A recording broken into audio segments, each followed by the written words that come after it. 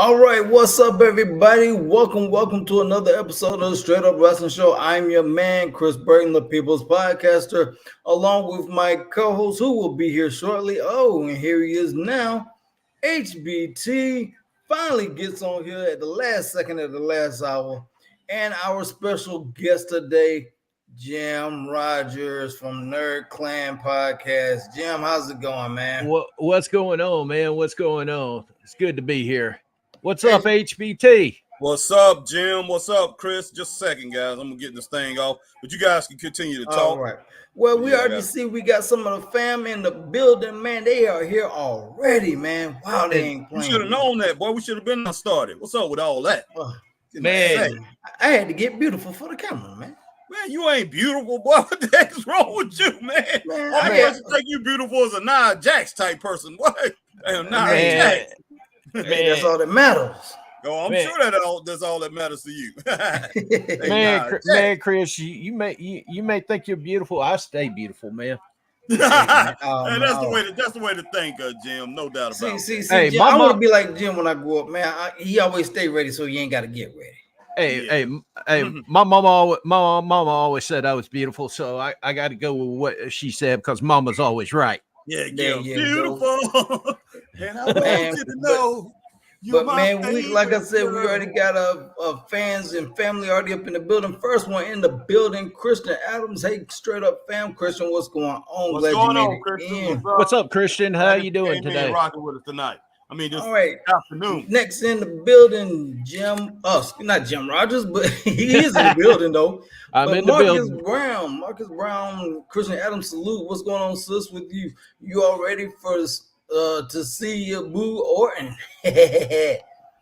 All right, Marcus Brown says salute to everyone coming in here. And Marcus Brown also says AJ Styles deserves another run as WWE champion in 2025. Well, Marcus, it could possibly happen, man. I mean, we got plenty of time. We're only in the 5th month of the year, so we got plenty of time for it to possibly happen. Cody got to have his run, though. Yeah, of course, Cody. Yeah, he's got to have his time now. Christian Adams says, I love a good live event with Orton. I bet you do. Christian Adams says, Marcus Brown, exactly in 2025. Now let Cody have his time. Exactly. Marcus Brown, Christian Adams, you nasty. Charles Wilkes. What's up, Charles? How you doing, man? First time I've seen you in here. Welcome, man. Hope you enjoyed the show today, man. We broadcast Backlash live from Lyon, France. Yeah, this is not Charles Wilkes' first time, man. This is not. Oh, okay. Chris, when he's when Charles been on. Like I said, it's my first time I've seen him. Appreciate you coming in, Charles. Appreciate you, brother. Well, guys, I gotta ask real quick. What do y'all think about this the pay-per-view happening, a premium live event happening at this time, our time frame? 1 o'clock my time or Eastern time. What do you think about that? It's not ideal. Pretty cool. I mean, it's not ideal because some people are at work, but I like it. Yeah, I like it too, but yeah, some people will miss it. Guys got to feed the granddaughter. But to tell you the truth though, I mean, when it boils down to it, Jim, I mean, to be worldwide, I mean, sometimes you got to do things like this. So, of course, WWE is a American product, but even if you take American product anywhere around the world, just like the NFL, when they hey Stack, how you doing, man? Yeah. Yeah, when they do shows, they have to do shows themselves over in, they've been doing shows in England, and I think now they pretty much went over to like Germany and places like that. So yeah, Saudi Arabia, Australia, Australia. So yeah, time zones is going to be different. So hey, we have to share, man. We definitely have to share. What's up, JL is in the building. But guys, we'll get your comments in just a moment. Christopher Burton to be back. But guys, just give me a minute here. I gotta get everything. I still got one more thing to get. But we appreciate Jim Rogers being in here, rocking with us tonight. Hey, I'm just glad to be here. To be honest with you. Yeah, I know you've been going through some things, man. And hey, everybody keep Jim in your prayers. Jim doing real well today, man. I'm glad to see that. But yeah, let me Give me just a minute. I'll be right back, Jim. Jim, you got the floor for right now. Give me about 2 minutes. I'll be right back here. No worries, guys. We are sitting here watching Bianca Belair and Jade Cargill walk in. AJ Styles, Cody Rhodes. They're walking into the building right now. Here comes Damage Control right now. Oh, we're ahead of you, then, Jim. you ahead? Yeah, the match is already starting. Getting ready to start. Kevin Owens just coming out for the match. Man, you way ahead of me, then. That gum, man. Yeah, man. They're show. Well, I was sitting there saying that these 1 o'clock start times are all right. They ain't all right when they screw up. Where you seeing one thing, I'm seeing another thing. Exactly, man. Exactly, man. That is craziness, man. That's hey, we're gonna pick on Harry while we're on here. Oh, of course, man. Got to, man. Got to show the love. Yeah. So how far did we get through the comments? I had to take care of the grandbaby for a moment. My wife, she's not here, so I got to take care of the grandbaby and stuff. So y'all might see me off and on. Oh boy. It was Stack the Bean. Let's get it. Okay. Harry, Chris, Jim, salute my brothers. All right. Marcus Brown, what's up, Jim, Harry, and Chris? What's going on, Marcus? What's up, Marcus? JL, the crowd is hype. They get a show once a decade. Well, I was telling Jim before we came on, guys, that possibly next year, London might get WrestleMania. And that would be awesome because Harry, I don't know if you saw the article I posted in that group, man. I told Jim about it. Guess what happened at a house show? What happened?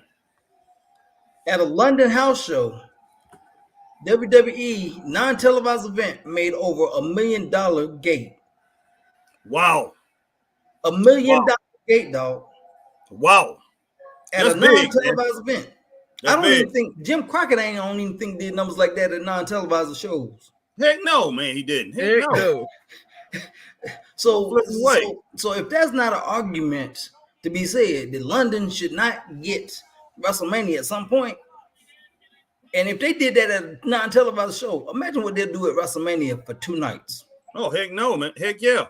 Heck yeah. Well, I'm going to go on record as to say the way the numbers are looking for WWE as compared to AEW, I'm going to have to say if WWE is considered the Harvey Weinstein of professional wrestling, then AEW's got to be the Farm League. Plain and simple, man. Yeah, plain and simple. No doubt. I'm with that. Yeah, I mean, it's got to be, man, because, I mean, they got noise ordinance warnings for SmackDown. Yeah. Yesterday, and they just had one today, just a few minutes ago before the show started. Wow, man. That place is loud, man. That is flipping loud. That's ridiculous. Yeah, but the thing about it is even then, they can't do nothing about it. The crowds go wild, man. Exactly, man. But I mean, I've never, ever, in all my years of watching wrestling, ever heard a noise ordinance for wrestling events. Never. Yeah, same here. Now Kevin Owens is walking out to the ring. Well, Randy's already in the ring and stuff, man. Both of them already out there, man. But yeah, JL's in the building, man. JL says the crowd is hyped because they get a show once in a decade. Okay. Marcus Brown says, Stack the Bean, salute to you. Charles Woods, Harry still didn't change the background. He dipped and got some pie last night. Boy, yeah, he did. Boy, he went to the store to get a little bit more. Man. You are tripping. Charles Woods, what's up, Marcus? JL says, not sure why people are shocked. Marcus Brown, Cody versus AJ is about to slap this match. I want to see the second Cody return. Okay. Marcus Brown says, salute Charles Woods. Magnum greetings, Chris and Harry, and guess happy Backlash Day. Yeah. What's up, Mag? Stack the Bing, same to you, Marcus. Let's rock out. Marcus Brown, Mag Magnum, what's up, brother? JL, where's time for frame? What is that time frame? Okay, yeah, talking about the 1 o'clock and everything in that time frame. Yeah. Marcus Brown, Stack the Bean, do you know, bro? I'm excited. JL says, well, people in other countries are suffering to wake up early hours in the morning. Well, JL, we had to do it for, what was the last one we had to do it for? We had to wake up at 4 o'clock. 4 o'clock in the morning. I didn't go to sleep, boy. That was like Royal Rumble? No, it wasn't Royal Rumble, man. No, series? Well, it was one of them. We ain't got a Survivor Series yet, man. No, man. We did one. You said what? You asking me what pay-per-view we did that for? Yeah. So why are you telling me? Well, I think it was the Royal Rumble, man. Was it the Royal Rumble? I'm not sure. It might have been. I don't know. It was one of them. We was up at 4 a.m. So I get the pain, man. I get it. Hey, I got a prediction for this match with Kevin Owens and Randy Orton. Okay. They're gonna introduce that third bloodline member, Jacob Fatu. I got that feeling because he just signed with WWE. I got that feeling. They're gonna need to. They need something to pretty much pump some more luster to that thing. You know, I hate to say it, but they do. Yeah, it's about time to knuckle up here. But there you go. I want to see what Tama Tonga can do, man, because I've never seen him wrestle, man. I've never seen him wrestle, believe it or not. I have. He's a very good, solid wrestler all around. I've seen him wrestle in New Japan. He's really good. I've never seen him wrestle in New Japan. I've seen a million people wrestle in New Japan, but I've never seen him or the Gorillas of Destiny. And that would be cool if God did come to WWE. Well, Jake, I think it's Jacob Fatu. He was Major League Wrestling champion, and he did some work for Booker T. Booker T's Reality of Wrestling. Mm-hmm. All right, man. We definitely don't need to get too far behind on these comments because I'll be watching and pretty much we almost done, man. We getting there, man. All right, I'm just saying, man. I'll be trying to catch up with these comments and I'm missing the whole show. I've done that before. So basically, let's keep up with these comments, man. So definitely, let's do that. All right, JL. It isn't always funny people complaining about the time frame when it affects the West maybe once a month, twice a month. JL, Marcus Brown, Cody should win, but I want to see some edge from Rhodes. Okay. All right, Marcus Brown, JL is going to show some aggression and guarantee it. Mac Magnum and Marcus, hey, brother Marcus. Marcus, some aggression has actually been showing lately. And Gabriel Allen, what's up, Harry and Chris and Jim? How you say French? Salute. All right. What's going on, Gabriel Allen? Who was it, Allen? Yeah. Glad that you joined us. All right, JL, this is only 11 a.m. for me. Or 11 for me. Oh, yeah. Marcus, McMahon, get your rating systems ready because I think Backlash will be a 3 out of 5 stars today. And good God, here we go, man. The fight done broke out already, boy. Bell ain't even wrong, boy. All right. They picked up where they left off last night, man. Yeah. Green Round of the Bloodline is going to deliver true justice. All right. My girl, Christian Adams says, sit the grandbaby up there with you. Teach her to follow Papa's shoes as a wrestling podcaster on the best wrestling podcast around. We appreciate that, Christian. Thank you, Christian, but she too busy watching SpongeBob, man. She ain't worried about no wrestling. I gotta get something to drink, man. Marcus Brown says, Green Randall, they are, and I'm gonna say it again. Watch Cody and Styles tear the house down. Look, man, we're hoping that 100%. Wow, man, they slowing this thing down. They haven't officially started the match, have they? No, they ain't started the match, but they already breaking. I'm trying to tell you, they already breaking this thing up, boy. Man, this is ridiculous. All right, Marcus Brown, Chris, those live event shows sells out more than all 3 AEW shows do on TV. Yeah, that's true. Man, they got security in the ring and everything. But this is crazy. Already, brother. Yeah, I see that, man. Look, it's just shenanigans. Look, I hope the match is better than this.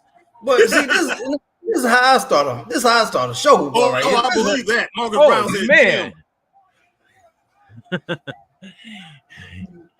Jim, if WWE is Harvey Weinstein of pro wrestling, then AEW is R. Kelly of pro wrestling. Oh, wow. Wow. Ooh, man. Here come Nick Aldis. He needs to be jumped, man. He needs to get jumped.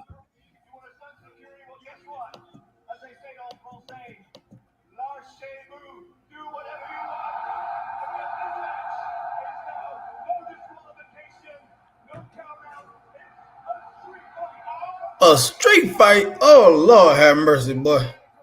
See, Harry, now this is my kind of fight right here, but this is how I start a show every time, boy. Oh gosh. All right, Jay Hill. Hey, look. The reason I'm gonna tell you this is the reason I'm gonna tell you why I don't like this as far as in this match, because we don't know much about Tama Tonga.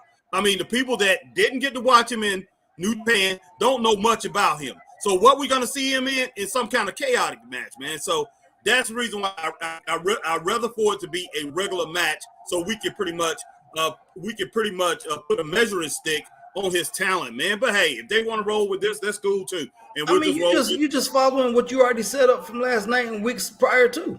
I know, man. I know. But all right, JL, how people are going to say AEW isn't on WWE's level? They're not, JL. So stop tripping. You are bugging, man. You are bugging, and you need to doggone go and sit down and have a cup of tea or whatever y'all do over there in Canada.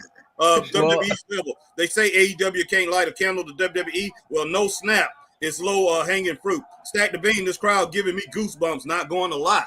Yeah, this crowd is outstanding, Stack the Bean. David Allen. Sup, Harry and Chris and Jim. Made a 4B with you. Star Wars, all right. Yeah, made a 4. Made a 4. Yeah, Will Riley Sport. Hi, Harry, Chris, and new guy. No offense, can't see your name plate. That's Jim Rogers, man, in the house. Nerdcast. All right, Nerdcast, my brother. Nerdcast podcast. Boy, hi, Jim. Sorry about that. No problem. Go ahead. I'm sorry, Jim. Oh no, I was about to say. Oh man, they from what I can see, they're going face to face now. Now they're starting to whoop each other's tail and everything. All right, John Smith. Go ahead. Little backstory about Tama Tonga. He's the son of Haku. Oh yeah, we know. So this is perfect for him then. And his brother is still over in New Japan. Was one of the Gorillas of Destiny, was tag team champions over there. Actually, really solid wrestler. You can't, but I'm going to go with Harry on this. You can't really define what his wrestling forte is by seeing a match like this. Exactly. All right. John Smith says, what's crack-a-lacking, my wrestling brothers?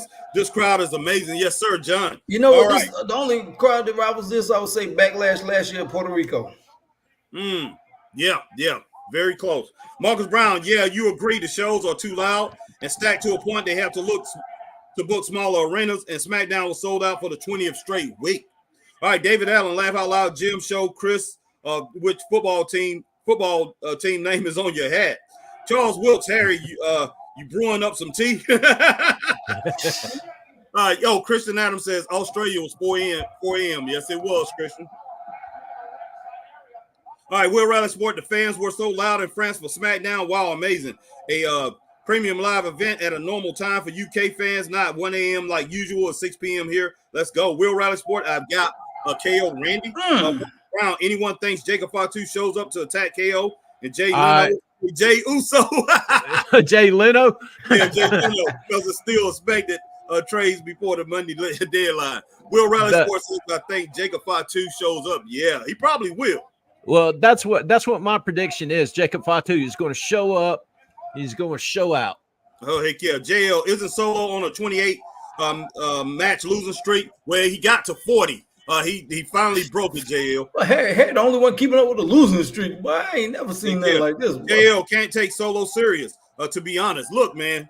Look, the whole thing about it is this. As far as the losing streak, when you go in there, you can't fool all the fans because people have been watching him on these house shows. They've been watching him losing, and then he go and he says to Jimmy, "Hey, there's consequences to losing, man. Get real, man. Hey, get real." like he's some kind of boss or whatever, dude. Hey, there's consequences to you not bringing me my money if you out there selling my product. Just put it that way. Man, God, no, Harry, boy, you Straight up, there's real consequences. But man, I mean, I did not like that storyline, how they played that out. It was just flat out dumb because for a lot of people that was in the know that he was on a losing streak. So it just didn't come off good. I mean, you pretty much trying to pull a fast one over on your fans, and you got a lot of fans that hey. losing. Well, if WWE really wants to get behind Solo, what they'll do is they'll put like a mid-card title on him, like the US title or the IC title. And yes, I like Sami Zayn as IC champion. It's unique, is the best way I could actually put it. But to make the bloodline actually mean something, I would put a mid-card title on Solo. They may well put the tag titles on them. Yeah, they might. Yeah. They need to. They need to do something. If you're going to make these guys look strong, make them look legit, because when it boils down to it, like I say, I don't believe it. Like I said, I didn't believe it from the get-go. I still don't believe it. These guys just don't. They're weak. They are a weak excuse for the bloodline. I mean, you might as well. I equate this to Paul Roma and who else? Paul Roma and Sid Vicious as four horsemen. That's what I equate this to. A watered down version of the bloodline is the best way to put it. Yes, it is. No doubt. Exactly. Well, I'm sure they got something brewing, man, where they gonna end up, like I said, building this bloodline up and come in with a whole nother bloodline with Roman, and both gonna equal out. You know what I'm saying? Both are gonna equal out at some point, I'm sure, man. So I mean, you just getting a sample right now, man. It's like getting one chicken finger when you know you got 20 more in the oven getting ready to come out, man. Lord, man, you're making me hungry. Good nuts. I'm just saying, man. I mean, God, Harry just don't like it at all. He just can't stand it. Man, you trying to take chitlins, man, and make some doggone barbecue ribs. I mean, hey, man, I'm sure you can do that. I'm sure you can. I don't know how, but I'm sure you can. Man, I ain't with all of it, boy. I don't believe it. And look, I do not believe as far as when Roman come back. Now, Roman can make a legit bloodline and make it look very strong. But as far as this team that Solo is putting together, no. I don't care what Jacob Fatu or whoever comes in to help it out. It's not gonna be a very strong crew. I mean, I'm just saying, man. Like I said, man, you might end up having Roman on one and The Rock on the other. You never know. Well, if that happens, Chris, then it can look strong. They're gonna have to complete it, man. They're gonna have to do it, and they're gonna have to complete it. And as long as it comes off right, wow, man, they beating the living crap out of Tonga and this other dude, Solo Kokoa, or whatever his name is. They beating the crap out of these guys. They really are, man. They are beating the crap out of them. This is embarrassing. Solo Coca-Cola, huh? yeah. Solo drinks some Coca-Cola, boy. Well, Blackface 7920 says this should be fun. Last night, Kendrick and Drake. Now Backlash. I hear you. Marcus Brown, JL. Solo losing streak ended this week at a live event. Goodness sake. John Smith, I'm excited to see Tuma finally have a match. Marcus Brown, JL, him and Tama beat KO and Orton at a recent live event. It's over. Wow. Okay. God dang, boy. Kevin looked like he done lost a little bit in the midsection, man. He probably have, boy. No, Solo with a nice doggone lariat there. Yeah, he did, boy. All right, Will Rally Sports says Jacob Fatu is a great wrestler compared to the rest of the bloodline. He can do flips and everything is on YouTube. He's impressive. Can't wait to see him in WWE. I tell you what, Will Rally Sports, I can't wait to see his flippity dibbity. I can't wait to see that flippity dibbity stuff, man.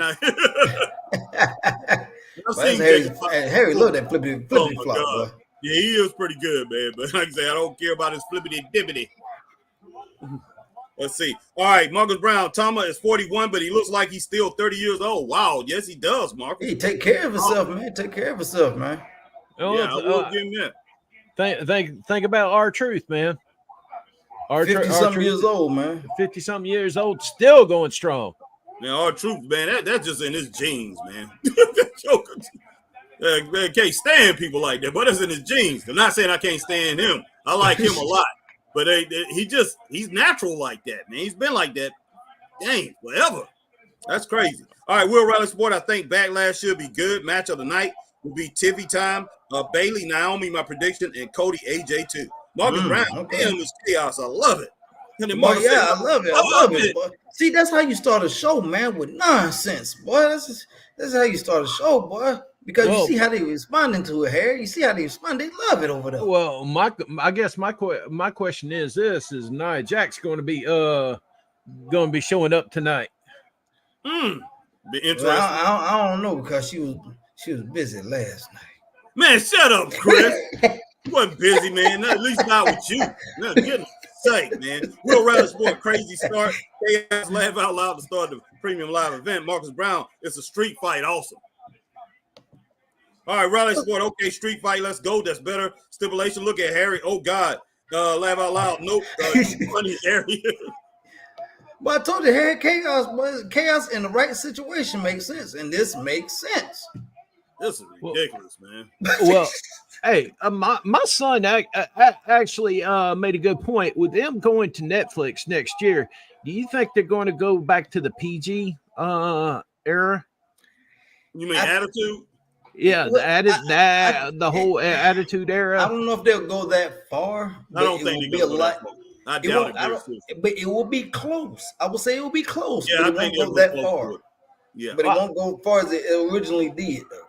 I think they will have the right to use blood, but sparingly. Right. Yeah. Oh, nice scoop, man, right there from Kevin Owens. Oh snap! But you get a trash can to the back. Well, that's not anything, boy. Yeah, trash can to slow that down. That right there shake him up. All right, Stack the Bean. Fun facts. A few days ago, WWE presented Randy Orton with a new theme song, and after hearing it, 10 minutes later, he said, hell no, and kept his current song. I can see Randy saying something like that, too. Yeah, Marcus Brown says Backlash is fire. Green Roundup, of course, these maniacs attack the poor security. That joke is JL 2.0, Chris. God. Yeah, I swear Green Roundup and JL, but they a tag team or some sort. They got a tag team. These maniacs. But JL, I was saying, how can people say AEW isn't on WWE's level? I know it. I know it isn't, but you can't compare WWE's biggest events to make AEW look bad. We all know there's a clear gap. JL, it does not matter, man. Okay, what JL, what would you want us to compare it to? A Rampage to a WWE non-televised event to a house show? I mean, what? I mean, you do what, man? I mean, Jim, can you make any sense out of that? Well, the thing about it is watch what you want to watch. If you want to watch New Japan, watch New Japan. TNA, watch TNA. Yeah. But number-wise, WWE is ahead of the game. AEW, the thing is AEW needs to stop worrying about what WWE does and worry about their own product, put storylines in their product, and make the matches better instead of grabbing every released WWE wrestler. Mm-hmm.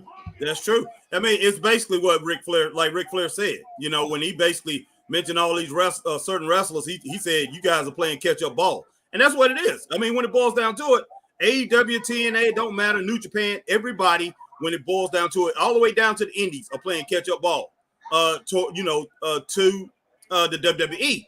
And as far as if you're trying to do a lot of the same things that WWE is doing, or if you can't get WWE's out your mouth, then you're never going to catch up. Concentrate on like Jim said, concentrate on your own product and come up with great storylines. If you can't do it, find somebody who can do it. And the bottom line is they got people in that organization who can do it. But yes, they do, man. I mean, hey, it's all on them. When it boils down to a JL, you're not, nobody. Tony Khan, Tony Schiavone, Jim Ross, Mark Henry.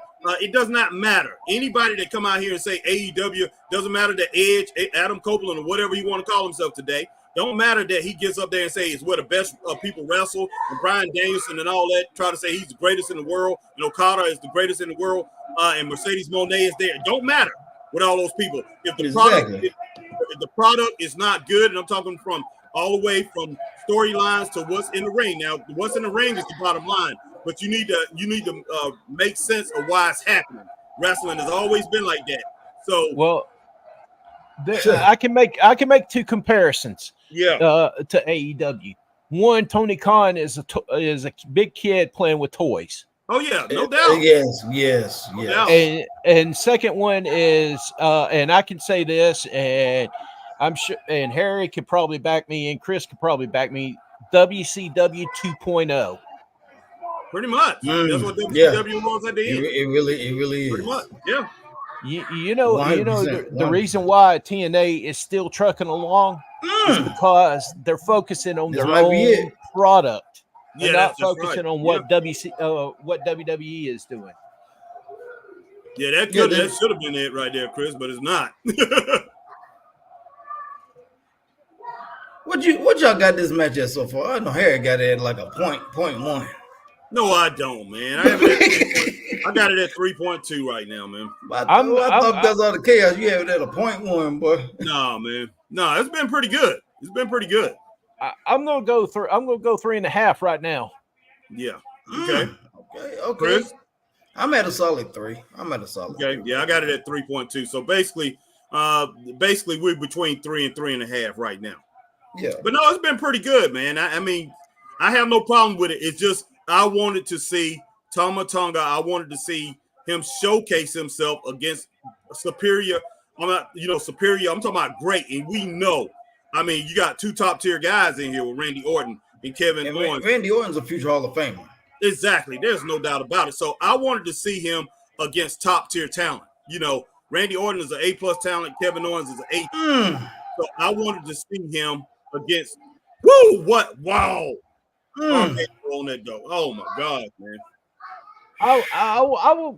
I will say this about Randy Orton. Randy Orton is a future Hall of Famer. However, right now he's walking around like a grandpa. That back is messed up. There's no doubt about it. I mean, it is what it is with that. But I mean, when we look at his career, and like I said, I didn't watch wrestling for a long time. But anytime Randy Orton was on and I could catch him, I would watch Randy Orton. I was amazed at the guy from the first time I saw him in the early to mid 2000s. When he first came around, I was amazed by him, and I was like, wow, this is the type of guy. Now, think if if NWA was still around, Jim Crockett, what they could have done with a Randy Orton. Not saying the WWE did a bad job with him, because they did a great job with him. But that guy could have been on a Ric Flair, Jack Briscoe type level, Jim, when it boils down to it. He was that good, as far as carrying the world title, man. He could have been a world traveler and been, that respected. In that same comparison, think about what a Magnum TA, if he didn't have his car wreck, what he could have done in WWE. Yeah, that's true. He could have been a solid good IC champion, or even a world champion. Man, I'm not gonna lie though, Magnum TA at that time, him in WWE. Wait a minute. How did Jim start talking about WWE? I was sitting here looking at. I said think about you were talking about what Randy Orton have done for the Crockett. Yeah. Think about what Magnum could have done for WWE. Oh, he could have done some incredible things, man. What's name? That was his first choice. That was actually Vince's first choice was Magnum TA. If he wanted him, before he had got Hogan. If he couldn't get him, he wanted Dusty. Then if he couldn't get him, he wanted Flair. But, Hogan was on the back burner. Hogan, which already had worked for his father. But there you go. Wow. Tonga Loa. Yeah, that's your boy.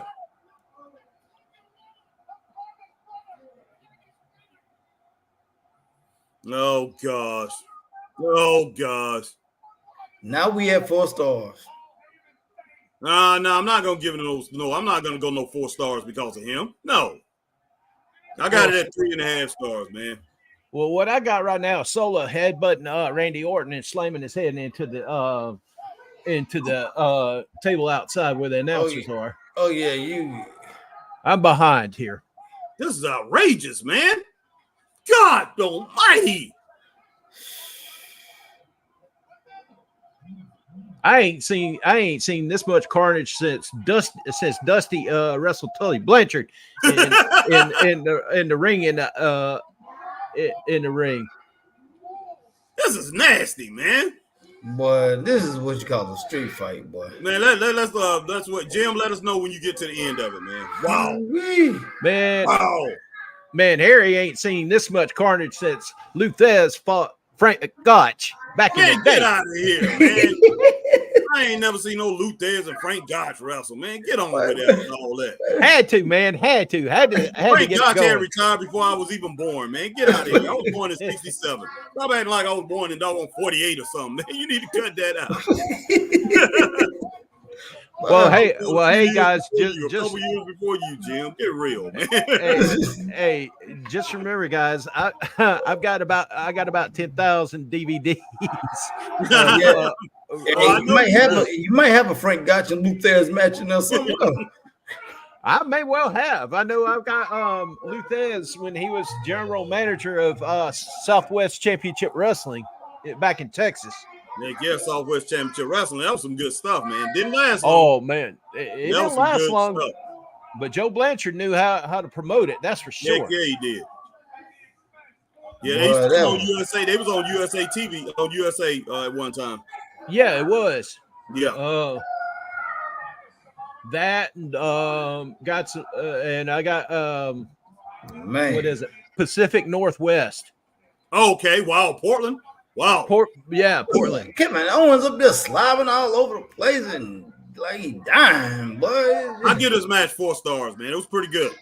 I told you, man, definitely 4 stars, but that was Kevin Owens up there throwing up in the ring and carrying on, man. Look like, man, that joker be coughing and gagging. Man, we way behind, and that joker look like Ricky Steamboat, boy. Who? Kevin Owens down there look like Ricky Steamboat, boy. Man, get out of here with that Ricky Steamboat stuff, man. Don't you ever mention Kevin Owens' name with Ricky Steamboat. Do you understand that? Do you understand it? Don't ever do that in my presence. You understand? You are trying to put Ricky Steamboat down, man. I don't want to hear it. You understand? Did he not look like Ricky Steamboat when Ricky Steamboat got that bell in his throat? Yeah, that's true, man. That's what I'm talking about. All right, Black Ray 7920. Remember, fellas, those French crowds used to those big sock matches. That's why they so involved. Yeah, John Smith, street fight. I was ready to see Tuma wrestle, shaking my head. Margaret said, JL is no comparison. AEW can't touch WWE. Bad days of the company hasn't been close. It's competition since 2022. And Chris, if you see a Facebook thing, let me know. Okay. All right, JL at Marcus Brown. I'm saying that though AEW is not on WWE's level, we all know that, but you can't compare WWE's biggest event to AEW's. It proves nothing. AJ Scales, hey, Harry and Chris. WWE Backlash pay-per-view. Cody Rhodes defend his WWE Universal Championship against AJ Styles tonight. Yes, sir, AJ. Main event at WWE Backlash pay-per-view. JL, I don't think you understand what I'm saying. JL says you wouldn't compare UFC's biggest events to a small MMA promotion. One is clearly better. JL, look, the problem with this, man, is that Tony Khan continues to pretty much try to compare certain things that he do with the WWE. WWE wouldn't even be doing anything like that, or WWE fans might not even be saying anything if Tony Khan wouldn't, constantly calls out WWE and tries to pretty much up them one all the time. He does it all the time, JL. All right. AJ Scales, hey, Harry and Chris. Bayley defend her WWE Women's SmackDown Championship against Naomi and Tiffany Stratton in a triple threat match at WWE Backlash pay-per-view. JL says it would be like saying, oh, Taylor Swift sold out this arena and is this and that, and then say this up-and-coming artist is nowhere near her level of stardom. It proves nothing. Marcus Brown, JL, no one should be putting AEW and WWE's atmosphere at all. Stack the Bean says, The Rock, Solo, Tonga, and Jacob versus Roman, Jimmy J, and Sammy at War Games. Book it. I don't know if they're going to bring Sammy back in or not. They may. JL Bloodline has been rubbish since Money in the Bank last year. Hey, they done lost a lot of luster, put it that way. Christian Adams says the bloodline looks even weaker since they're behind beat. Exactly, Christian. No doubt. Marcus said Jim, Chris, and Harry. I'm seeing people say Jay Uso should beat Priest for the title. That would be terrible. Everyone aren't built to be the guy just because he gets cheers. That's true. That's true. All right, Marcus Brown, JL, you are a super casual because the bloodline story been cooking. JL, they have the leader solo on a massive losing streak, been seen as some boss. How can people be invested when he is a Trump? Marcus Brown, super casual fan, I mean. All right, Marcus Brown, JL, his losing streak ended. Wow, Chris. What? Man, your daughter got that thing loud, man. Wow. Oh, no, that's her. That's her. Oh, that's her. Okay. Marcus Brown, JL, his losing streak ended. Try to look up facts before spreading misinformation, please. All right. And Facebook user Brian Bullet said, "What's up, my boys?" Brian Bullet's on Facebook. What's up, Brian? What's up, Brian Bullet, my man, hardcore wrestler there. All right, JL. Oh, sorry, he's 2-40 now. JL, he won his last few matches, but lost his last 40. That's true, Marcus Brown. So he is he winning? All right, Marcus Brown, JL, quit doing that. You sounding like a tribalist right now. JL, the only reason JL is like that is because his boy BC Amplified is all on, he's all at WWE. He's pissed at WWE, and he's pretty much touting AEW. He haven't been on for a few days, and I know why he hasn't been on, because he's been wrong on a lot of stuff. All right, JL, tell me how at Marcus Brown. JL, I said Facebook, man. We got Facebook user Alma Clark in the building. Alma Clark says, "What's up, Harry, Bernard, Taylor, and Christopher Burton? How are y'all doing this afternoon?" I'm doing pretty good. Resting up, watch some Backlash. I've been cleaning my room, going through clothes, washing them up before I pack them up for the move. Got to find a moat boxes storage totes. B90. All right, B90. Glad that you're in, Alma Clark. All right, JL says, I said AEW is clearly not on WWE's level. We all know that. I'm saying I'm not sure how grabbing AEW's events to WWE's biggest events proves anything. JL, Tony Khan, he touted, he pretty much bragged on that thing he did in London for a long flipping time. That's all I got to say about it. JL, but if we are real, AEW needs to get their stuff together. All right, Marcus says, I'm saying you're not finding anything good right now. I said you sound like one. I didn't say you was I keep it 100 with everyone here. Jamarcus Brown said, JL, yeah, I'll agree. If Tony Khan stop acting like a child, they can do business with WWE. My man Marcus Brown says, Jim White, TNA is thriving because they focus on themselves, and since they have, WWE is willing to do business with them.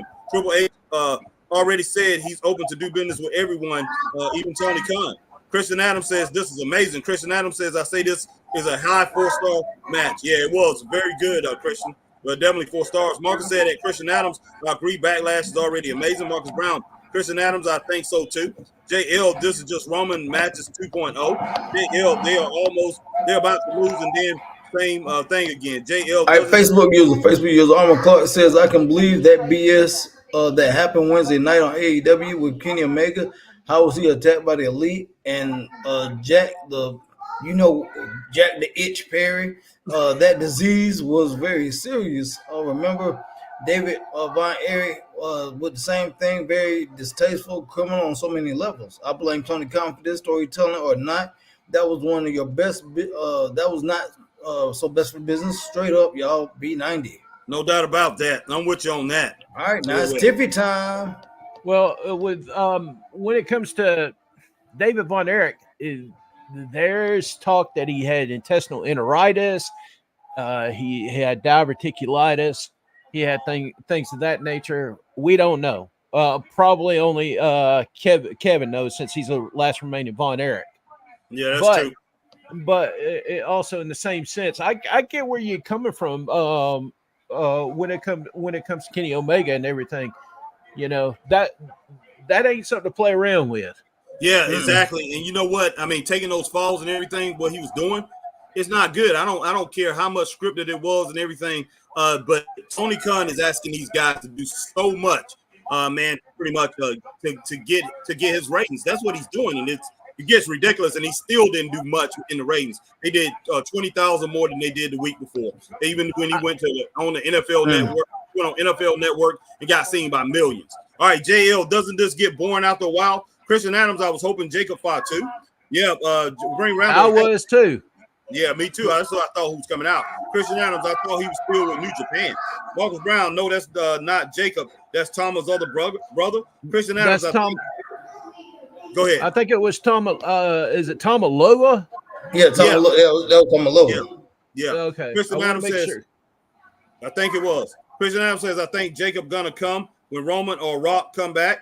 Matt Magnum says the Bloodline tag match gets 3 stars. Man got it down lower than us, man. Oh wow, man. Yeah.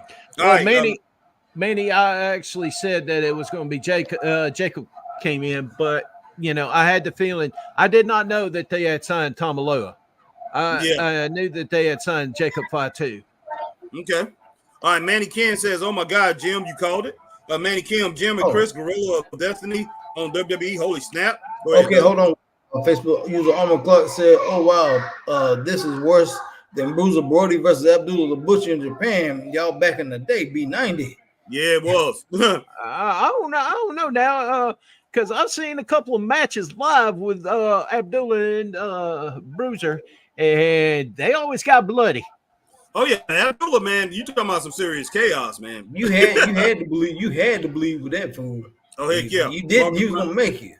Exactly. Marcus Brown, Jacob comes in at the Jey Uso match. Green Round of the Bloodline delivers. They have delivered true justice to the Maniacs. They are doing SmackDown a favor. They're doing what security should have done. Green Round. Alma Clark says she gave that match. She gave that match 4 stars. All right, Alma, come on YouTube, Alma, if you don't mind. I'm gonna give that last match 4 stars. I was at 3.5, but with Tomaloa showing up, I had to bump it up to 4. Yeah, I give it 4 stars. Let's see. All right, Marcus Brown says that's Tongaloa. Yep. Marcus Brown, Green Roundel, same here, 1-0. Green Roundel betrayal is coming. All right, my man Marcus Brown said that Green Roundel, in the Jey Uso match, once Jacob costs him the title and he gets traded to SmackDown before the Monday deadline. Green Roundel, that would be good. Green Roundel, I think Bailey is winning, but I'm rooting for Tiffy. Oh my goodness, Tiffany looks like a scrumptious milkshake. Oh Lord, have mercy. Marcus says, "Wow, man." Marcus Brown, Green Roundel, I got Bailey wrong. Tiffany showing out. Marcus Brown at Green Roundel, what would be good? Marcus Brown, are you talking about what I said about Jey Uso? All right, then my man Green Roundel says Jacob costing him. Hey, would be good. It continues the Bloodline story and subverts expectations by having him interfere in the title match instead of the Bloodline one. Green Roundel, I got Naomi taking the fall. Okay, cool. All right, guys, we caught up on all comments here. Thank goodness. When it comes to Tiffy, man, that must be jam because jelly don't shake like that. Oh my God, man! Oh my God! All right, man, don't let Lou will hear you say that, man. You saw what he did to Kaisers, boy. You can imagine what they'll do to you. No, Ludwig, what he did to Giovanni Vinci. Yeah, Giovanni, yeah. Hey, I can still kick him in the shin. So I'm going to get my lick in, man. I'm going to get my lick, and then after that, counts. That's what counts. He got one in. It always used to count back in the day. At least he got one in. Yeah, I get one in. That's it. I'll go to the hospital. Green Roundel, I acknowledge the new travel chief, Polo Sokoa. Marcus Brown at Green Roundel, yeah, that should be the plan because the Usos are gonna reunite. Alma Clark says, I'm on YouTube. Like and share it. We appreciate it. Thank y'all. Plus, we're getting paid for that, so that's good. All right, so yeah, we'll get half a cent for that. Yeah, y'all might be able to split a Subway sandwich between the two of you. Yeah, exactly. A piece of bubble gum from back in the day when they used to get it for what? He's an old piece of bubble gum. Now, are we talking the baseball card bubble gum back in the day where you just crack? Something like that. But to tell you the truth, man, baseball cards were kind of expensive back then. Not like they are now. They're very expensive. But that bubble gum used to come in the baseball cards were horrible, boy. Yeah. Oh man. That bubble gum used to come with it. The bubble gum was crap, and I bought it a couple times for the bubble gum, but I used to buy the football cards mostly. But I used to want the gum out of it, but I don't know why. I don't know why either, but you use that stuff for darn drawing chalk, boy. Yeah, I still got my stuff from the early 70s, from the mid 70s, like 74, 75, from when I first started buying it. I still got some of those in books and everything, and a lot of sports almanacs and stuff, and sport books. My wife, man, organized all that stuff. So, but wow, Man, let's see. Man, you talking about organization? I'm still having problems organizing over here, man. Man, you got a lot of stuff, man, with all that doggone wrestling paraphernalia that you have, man. That's crazy. All them tapes and all that stuff, man. CDs, DVDs. You got Harry, a lot you know of you were like that at one point in time too, Harry. You were like that too, man. No, I still am like that. You and your magazine books, boy. You have, man. Harry, I got cabinets full of those for the magazines and stuff, man. I got a lot. Well, brothers, you gotta realize now.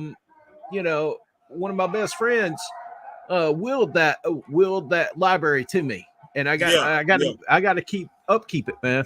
Oh yeah. Because in this new generation, you don't have it, it's gone. Oh yeah, people. Yeah. All right, Christian Adams says, "Hey, Alma Clark." All right, Max says, "Samantha Irvin looking good always." Let's see. Marcus Brown, Alma Clark, hi sis. Are you enjoying the show? And always be safe.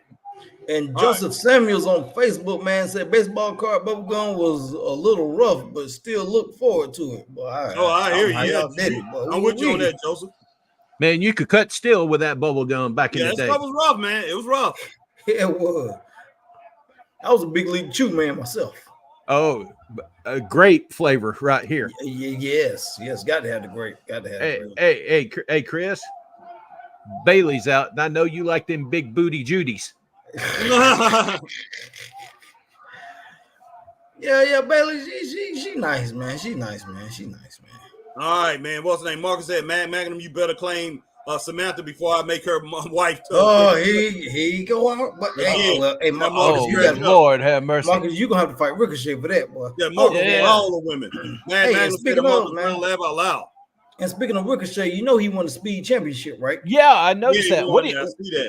What do y'all think about that belt, man? The belt is okay, man. The belt is okay, man. I like it. It's different. I like the little logo on it with the speed thing on there, odometer and everything. I like that. Hey, talking about Ricochet, I'm just throwing this out. I got an autographed picture of Ricochet. If anybody wants it, holler at your boy. I give you a good price on it. Oh, I know somebody probably wanted, man. Boy, Braden, man. Braden love Ricochet. He loved Ricochet. All right, Magnum and Marcus Brown, laugh out loud. Let's see. All right, let's see. Green Randall, what do you guys think should main event if we are going on story Jay versus Priest? But if we're going on Star Power, then Cody versus AJ. Marcus Brown, give me a Subway sandwich with Kerry, Tiffany Stratton, and Bailey as the meat in the middle, and I will get the cheese. Man, you are a stone. Man, you're a trip, man. Man, Marcus, you need to go to church, man. Yeah, no doubt, man. Man, Joseph Samuel on Facebook says, "I told you I'll stop in, Uncle Harry." Appreciate you. Appreciate you definitely coming in, Joe. That's my man, Joe. That is my nephew, guys. All right, Joey's in the house. Joseph Samuel. That's Candace's son, Chris. Candy's son. Okay. Yeah. All right. What y'all think about this match right now, man? There's a lot of pinfalls, but really ain't no action going on, man. Man, they all over the place right now, Chris. You know, they just rolling each other up. They just that's what there's a lot of pinfalls, but ain't nothing going on, man. Timmy's still like she's taking off a little bit right now. So we definitely see how everything goes. Well, there, of course, naturally in matches like that, there's going to be a lot of false finishes, things of that nature. Chris, you ought to know about this. You've been in the ring, so you got to build it up, man. You got to build it up. You got to have the vegetables before you get to your dessert. You're right, man. You're right, man. But it's just like I'm like, okay. I'm like, you're giving us all these false finishes, man. To the point where it's like, okay, we just started the match and y'all already doing all these roll-ups and everything. I'm like, okay, now when you get into the meat of the match, is a false finish really gonna matter? Well, with a match like this, they're basically amping up the crowd, and I say Bailey's gonna pull this one off. I'm sure she is. I'm sure she will. All right, Marcus Brown said that Green Roundel, Cody versus AJ Styles are the main event, while Day versus Priest is this match before the end. Mama Clark says Bubblicious, like me, Bubblicious. What the heck? Bootylicious, boy. Oh, I thought, did you say bootylicious? Oh, Bubblicious, like me, bootylicious. Okay, oh God, nobody, wow. All right, Marcus Brown, Mama Clark, crack it up. All right. Green Randall. Honestly, Jay versus Priest feels like a meat card championship match. Sounds like a match for the US championship, maybe the IC championship, maybe, but what world title? No chance. Okay. All right, Christian Adams and Marcus Brown already claimed Samantha. Oh wow, boy, y'all gonna fight over that, boy. Well, don't let it be a good-looking woman with a nice spell on her, boy. Christian, boy, she on it, boy. She already got Naomi. Yeah. All right, Black Rain 7920. They holding Tiffany back. Man, look, Black Rain 7920. You can't give her too much. They can't give her too much right off the bat. Too fast. I mean, she just now came up from NXT. So, yeah, I mean, you got to take it slow a little bit. You're a little slow with her, but yeah, she's very talented, man. She's great.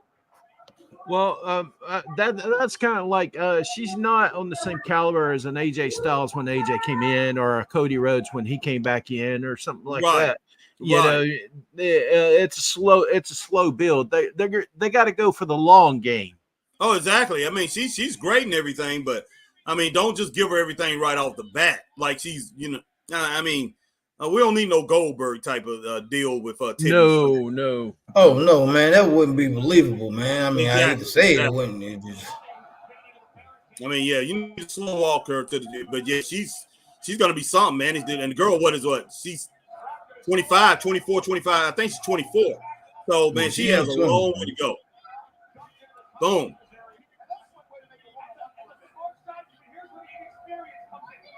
All right, Marcus Brown said Green Roundel. It should. Where we at, Chris? Okay, Marcus Brown says. Oh yeah, right there. All right, Green Roundel. It should be Jay Uso. Should never be a world champion, but Jay could be a double champion. That's the best option. Give me Jay as both U.S. and tag team champion at WrestleMania 41. Marcus Brown said Christian Adams. What I don't got no problem with that at all. I would be the special guest ref. Wow, man. Oh, Lord have mercy. Y'all man. Crack it up. Man, y'all done got Jim so messed up. He had to put his oxygen on. Boy. Y'all got that man so messed up. Boy. These jokers are tripping, man. Hey, Tiffany Stratton will make me lose oxygen like that. Look at man. Look at the man about to tap out like he been putting a sleeper or something, boy. You need oxygen. Nice, but this ain't been a bad PLE so far, man. No, not at all. That bad. But, wow, Naomi, really? That's what we doing? That's what we doing now? Oh, my gosh, man. Wow. Do y'all see I bet Christian likes that. Wow. Do y'all see the similarities with Tiffany Stratton and like a Trish Stratus or a Mandy Rose? Good. Oh, yeah, a lot of similarities. A lot of similarities on that, man. A lot of similarities on that, man. Marcus Brown, Christian Adams, me in a 2 versus 1 steel cage match. Look, oh my gosh, boy. Oh man. Marcus Brown said against Tiffany, boy, y'all is tripping. Wow. Y'all is tripping, boy. Y'all is tripping. Black Rain, Tiffany's birthday was Wednesday. Taurus game, we running things. That's right, Black Rain, Taurus game, man. We running stuff. But mine was back in April. But yeah, Taurus game. Oh my gosh, man. Stick them horns up in you, boy. Christian Adams, nice move, Naomi, of course. Great move by Naomi. She's cracking up. Yeah.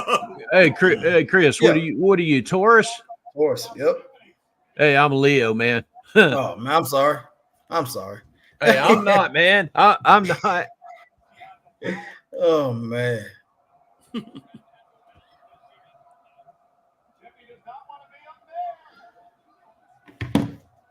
Okay, what are we doing now? What you doing now? That was kind of weak. Okay. Good night. Nice transition though. Yeah. Marcus Brown, this crowd is super loud and live. We can get every show in France. Man, that they're showing the whole entire crowd right now, and that place is jammed to the rafters. Well, you got to think, man. Like, what was it? Monday? What was it? Monday or Tuesday? They only had like 16 tickets left at the time. Monday or Tuesday. Good night. Yeah, I'm like that's wild. I've never heard of nothing like that ever, man. I mean. All right, Alma Clark said, I'm a true Scorpio. B90, Marcus Brown said, Tiffany Stratton is what Mandy Rose was going to be built up to be. Well, you know what? Mandy Rose did not have the talent of Tiffany Stratton. She just didn't. She was good. When she had got good, she got real good and got very popular over there in NXT, but let's be straight up. She used her sexiness. She used that. You know, she used what mama gave her to get what she wants. Just put it that way. But you got to admit now, she was hotter than a firecracker. Man, she's hot, man. There ain't no doubt about that. Yeah, she's a beautiful lady, man. But the thing about it is that does not equate to wrestling ability. Exactly. No, it does not. Exactly. No, it does I mean, not. Liv Morgan is hotter than a firecracker, but that don't mean anything, you know. Mm-hmm. Unlike Nia Jax, who got beauty and can wrestle. Oh man, here we go. She can wrestle, man. She's a total package, but she looks lookable. She's a total package. She's a good-looking woman, man. But goodness sake, man, wow, Chris, that's a little too much, man. If she was shorter, that'd be better. She too. Hey man, hey. In the words of Luther Vandross, never too much, never too much, never too much. In the words of Luther, boy. Hey man, she ain't only big, man. She tall, man. That's what gets me. She is so tall. I mean, she got a. Oh wow! When she drops that booty bomb, yeah. Oh. What in the world? Wow. Wow. Don't tell me she's gonna do this to Bayley too, man. Come on, man. Wow, she wiping everybody out, boy. Wow. Man, this girl is working, boy. There she is, man. Wow. All right, man. Marcus Brown said, Alma Clark, I'm a Sagittarius, birthday November 24th. Okay. Marcus Brown said, Jim, is true. Let's let this event dynamite crowd. It will be half dead, almost empty. Magnum says, Alma Clark, I'm a Scorpio too. Black Rain said, Tiffany wrecking shop. She was, man. Well, Yes, the thing about it is a lot of people got to realize over in Japan when they're wrestling, the crowd is silent, not as loud as the French. Now, if they do a good move over in Japan, they will applaud like a golf clap. Yeah, but they don't get loud. They don't bring signs. They're very respectful because they look at it as an actual sport. And an art form. Yeah, sport and an art form. All right, Bailey. All right. Marcus Brown said, where we at now? Okay, what is Tiffy time? I want to find out. All right, Kristen Adams, Tiffy has great upper body strength. I will say that. Yes, she does. She does. Kristen Adams, even though Bailey and Naomi, my girls. Yeah. Grandma Daisy, hello. What's up, Grandma Daisy? Grandma Daisy, what's going on? What's going on, Grandma Daisy? Grandma Daisy, JL. What is JL doing here? He bored, boy. He's sleepy, JL, you're bored, man. JL, get off of it. This is a good show. JL, I know what's up with you, man. He want to see Tony Khan, man, boy. Man, look, if BC Amplified come out and talk about how great this pay-per-view was, then JL definitely would agree with it, man. But JL, BC Amplified got you mixed up, man. Come on, boring. What'd you rather see? Straight up, what would you rather see? Would you rather see Tony Storm versus Tony Storm and Sky Blue, and who else would have been in? Tony Storm, Sky Blue, and let's say Mercedes Monet or somebody. Nightingale or Soraya in that. I don't know what you said, Jim. I know you about to say something. One of the wrestlers over there. Mercedes Monet. Yeah, Mercedes Monet. But yeah, Mercedes haven't even wrestled over there yet. So, but I mean, if they was in the ring, would you would have been saying that was exciting? That was great. If you had Soraya in there, Tony Storm, and maybe Sky Blue, you would have been like, "Oh man, this is fantastic.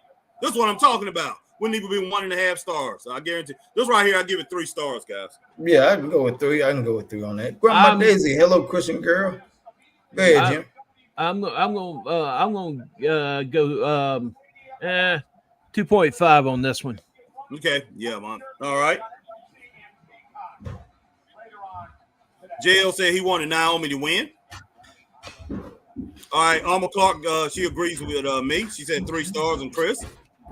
All right, Max says, wow, Bailey won 3 stars, and the girls did it without ladders and chairs. Mag gave it 3 stars. Cool. It was us. All right, my girl Christian Adams said, I say 3 stars. Yeah. And Jim, what did you give it, Jim? What, I gave it like 2.5 stars. Yeah, I had it at 2.5 stars, probably 45 seconds before the ending there. But you know, they pulled it out right at the end. So yeah, I gave it 3 stars. So that's the reason I had it at 3 stars. But we gotta roll with 3 stars without everybody here agreeing with us. And you guys had that in before we even said anything. Yeah, so that's good. Me and Chris had 3 stars. So yeah, we're gonna go ahead and roll with 3 stars. But I definitely respect Jim on the 2.5 stars. I can see where. Oh, yeah, of course. of course. I can definitely see that. This match, I would. The best way I could put this match is if you have to go to use a little boys or a little girls room, this would be the match to go do it. Wow. Now, hang on. I'm not taking away anything from their wrestling skills in the ring, and they're showing a good match, a good solid match. But you can't compare the previous match to this match.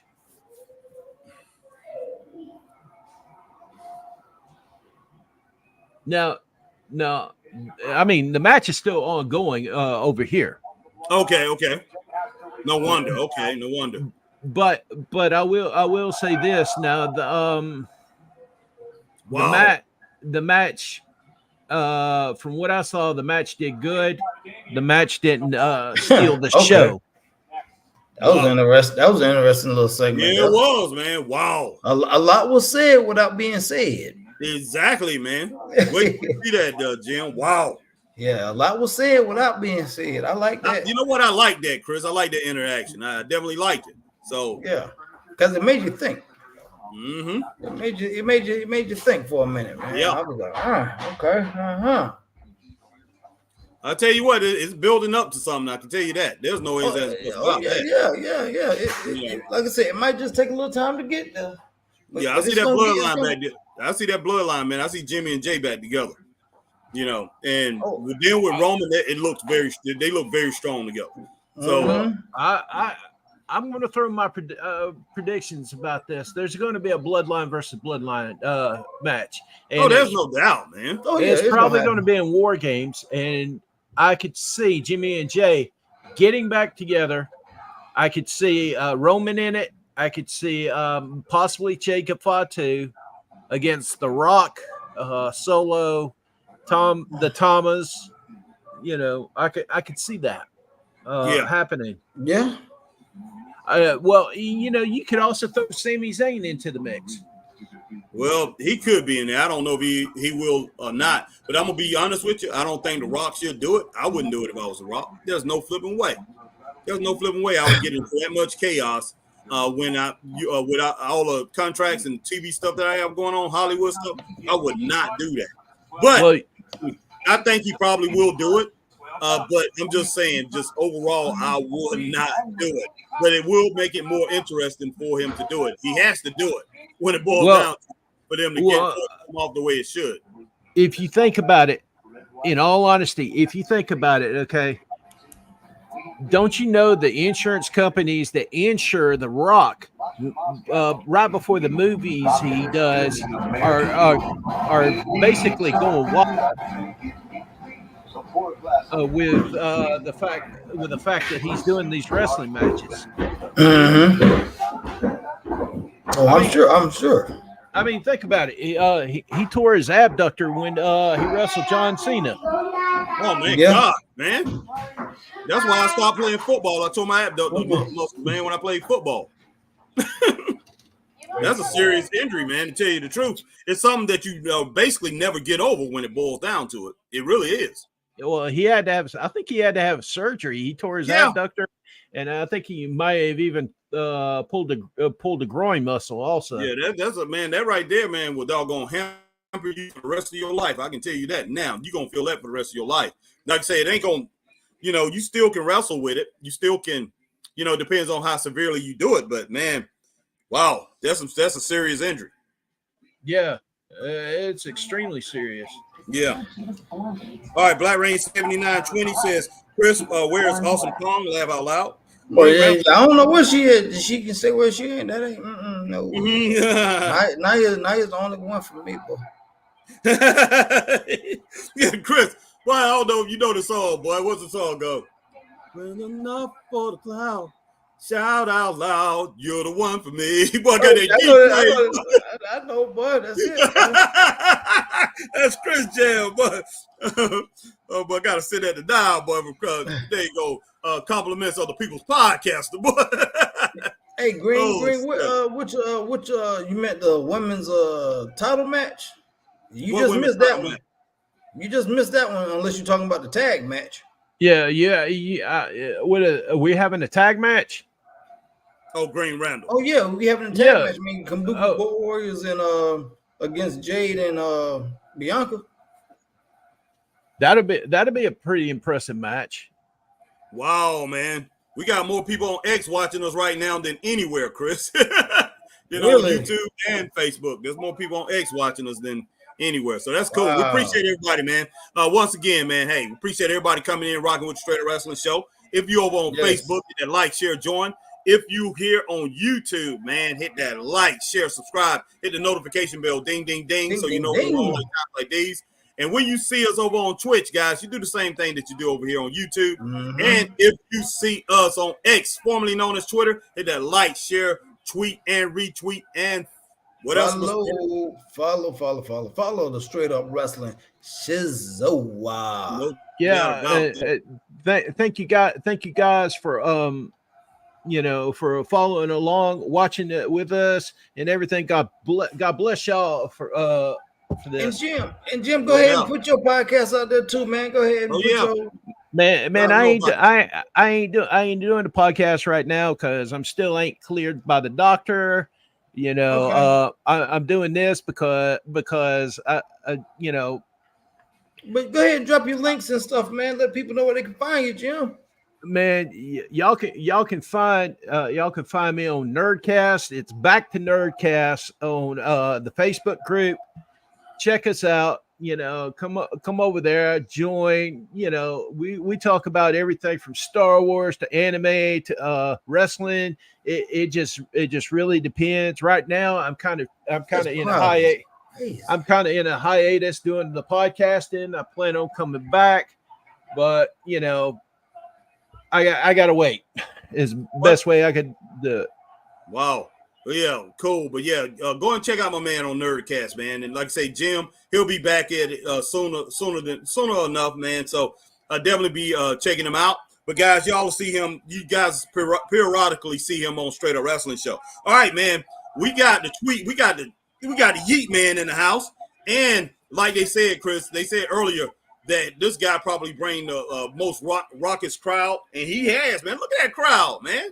Well, hey, it look like you out there DJing, boy. That's how you use that crowd. We use out there DJing, boy. Man, this joke goddamn rocking, Chris. It's like being at an Eric B concert, boy. This joker better watch out, boy. He might get jumped by the doggone. He might get jumped by the bloodline, boy. All right, Green Randall. Did I miss the women's tag match? Green Randall says 2-0 so far. Green Randall, Grayson Waller, and Austin Theory versus the Street Profits should have been on tonight. We need to establish the tag titles as something worth fighting for. Having a missed pay-per-view is a bad start. It's not good. Our Black Range 7920. Whatever happened to Velvet Sky, she was fine too. Okay. See, Jim, see, you gonna make me go do it, Jim. You gonna make me go do it, Jim. I had to, man. I had to. You know what, Harry? Keep rocking the comments. I'm gonna have to pull the trump card on Jim. I'll be back, fellas. All right. Green Randall said, and the match works with the Mania Backlash theme since both teams won a match at Mania. Marcus Brown, Harry, Chris, and Jim. So yeah, that was a tease. Hey is definitely gonna get attacked.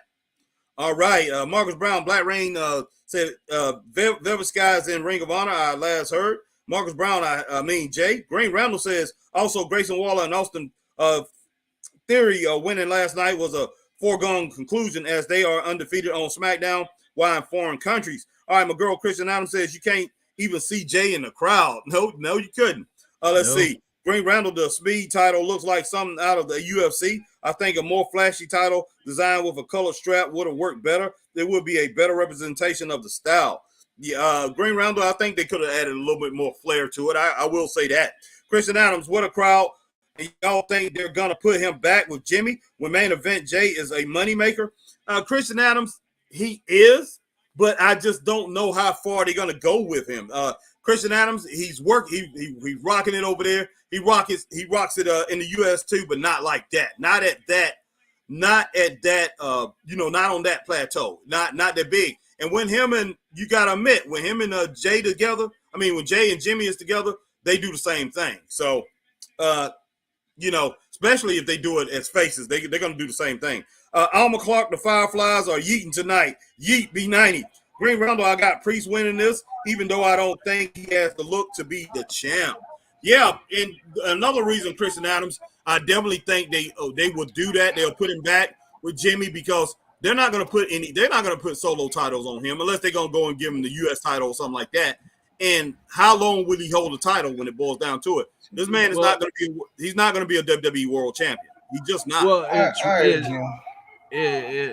I got mine right behind me, right here, behind these figures. I got a red strap.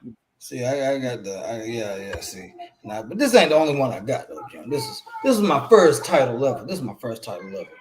This is my first NWA 10 pounds ago.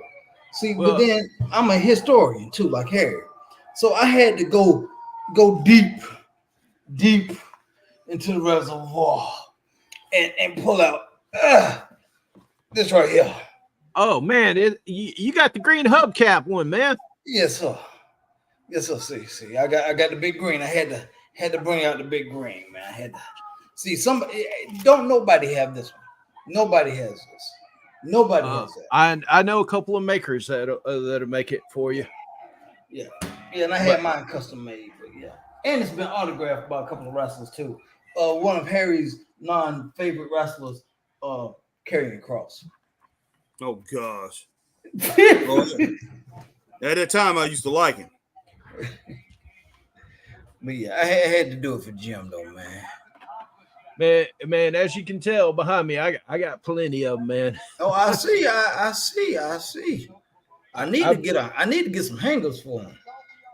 Well, believe it or not, best thing in the world is the thumbtacks with the little nubs on them. Stick them in the wall. That's what those are. Hold on.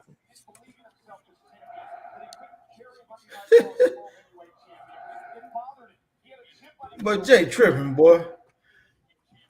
What is Jay saying? Over there, like you fan the crowd, boy. Over there yeeting. He over there yeeting on Damian Priest. I am still of the opinion that if the Undertaker were to be the head of the Judgment Day would be on top, man. They would be. They was on top at one time before. So, they've had their run, man. They was real hot for a while there. Yeah, they were. Yeah, they were. Yeah, they were running really hot. Mm-hmm.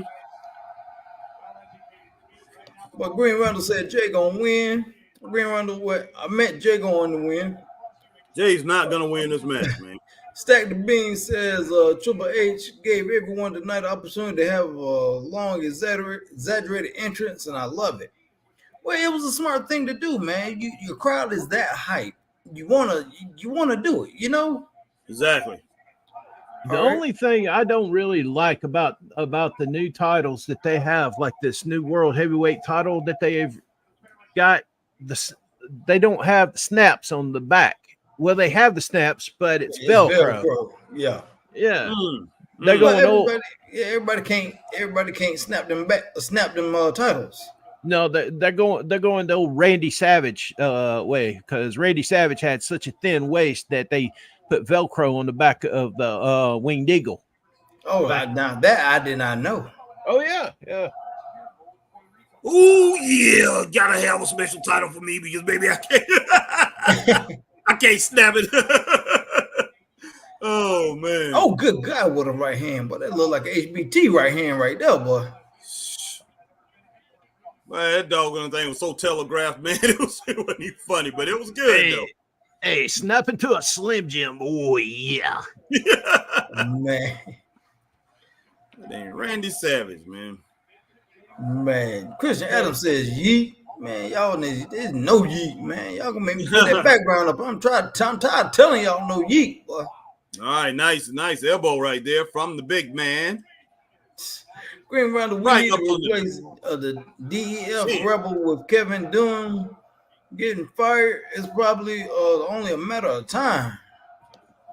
Christian Adams says, my wife Samantha is so beautiful tonight, Lord have mercy. Oh, wow. Oh, man. Marcus Brown says, I look like Big E with that title. Awesome. All right, Green Rundle says, getting tired of everyone having a catchphrase before their entrances. Marcus Brown, Christian Adams, Samantha is mine. Well, y'all Christian Adams, Damien is not happy, LOL. Green Rondo Priest is definitely going to win. I just meant I'm rooting for Jay. Okay. All right, Marcus Brown and Green Rondo, I'm tired of people thinking because they got a catchphrase, they automatically should be the guy. Isn't built for a World Heavyweight Championship or the WWE Champion. You don't see him on late tonight. Green Rondo, I just can't wrap my head around it. How is the American hero Logan Paul the only U.S. champion where we get these two are fighting for a world championship? But you won't see Logan Paul so bad, boy. Green Rondo Marcus, quite frankly, I don't think either Jay or Priest has what it takes to be a top guy right now. You were talking about that Harry right hand or whatever the case may be. That's right, Harry. You used to box, didn't you? Oh yeah. Yeah. Would you box back in the Joe Louis days or what? Man, stop it, man. Stop it. God almighty, man. Harry was trained by the Brown Bomber, boy. You walked right into that one, man. You walked into that one. Hey, the Brown Bomber, he was still around when I was boxing, so yeah. Leave, boy. He wasn't boxing though. Stack the Bean, the Winged Eagles by far the greatest wrestling belt ever existed. No, I don't know about that. I still got to say Big Gold got it. The Big Gold, the brown strap. Big Gold's got to be the got to be iconic, man. Yeah, we're talking about the original too. I'm talking about the one Ric Flair has. The brown strap, strap, the crumb rind. Yeah. That right there is the greatest belt ever made. Championship as far as wrestling go. No belt comes near it. That thing was just gosh. Yeah, man. When Ric Flair pulled that thing out, God, that was the belt to end all belts. That was the World War II of belts, buddy. It was that belt debut because I heard 80. What was the 80s?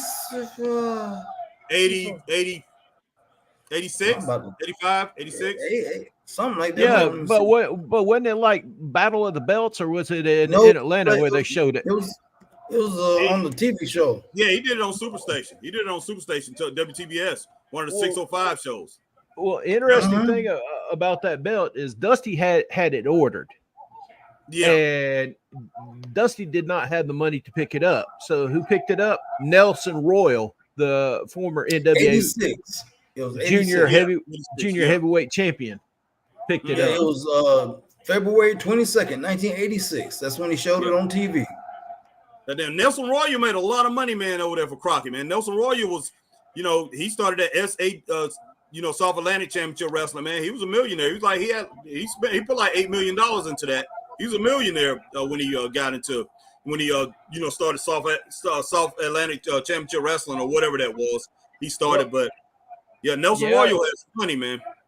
Yeah, that was back in the days of Superstars of Wrestling on TV. Yeah. I figured it was back in those days. Mm-hmm. Yeah, what's name was trying to get their hands on it. WWE was trying to get their hands on that library, but Nelson Royal's wife, widow, she would not sell. She would not sell it to him. She still won't sell it to him. She got that, and there's people been trying to get it from her. Danny tried to get it from her, Chris. But oh wow, Danny tried to get it from her. Yeah, Danny wanted to get it from her. She's friends with Danny. Nelson Royal and his family, they're friends with her. And she thought about it. She said, Danny, I would give it to you. Good God almighty. Boy, JD McDonough got his head too, boy. Well, I want you to think about something, talking about that library and everything.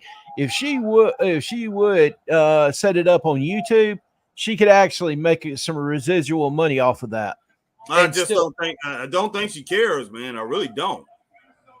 I mean, she, what's her name left her, he left her a significant amount of money, man. She's living comfortably. She don't really care because we've already told her that. Danny told her that. This can make money and stuff like that. She said, and she just don't want Vince to get a hold of it. But some of it is already on YouTube. Some of it is on YouTube. Yeah, well, I mean, that's the thing. You can get a VCR tape of it or something like that, put it to YouTube or put it to disc. I mean, there's private collectors out there that do have things like that. Yeah, but yeah, she got the whole library, man, from the studio and everything. That's crazy, man. That is wild, man. Man, McMahon says Damian Judas Priest has got this match. Wesley Flask on Facebook says big goal. Stack the beans. Y'all just showing y'all's age. Hey, ain't nothing wrong with that. Green Randall, I'm hyped for King of the Ring. Do you guys think it's going to be a 16-man or a bracket or an 8?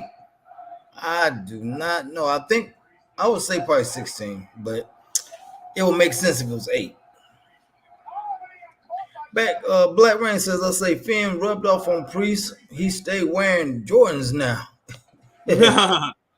Wesley Flasky, Ref Charles Robinson has one of Ric Flair's son-in-laws, Conrad Thompson's has one as well.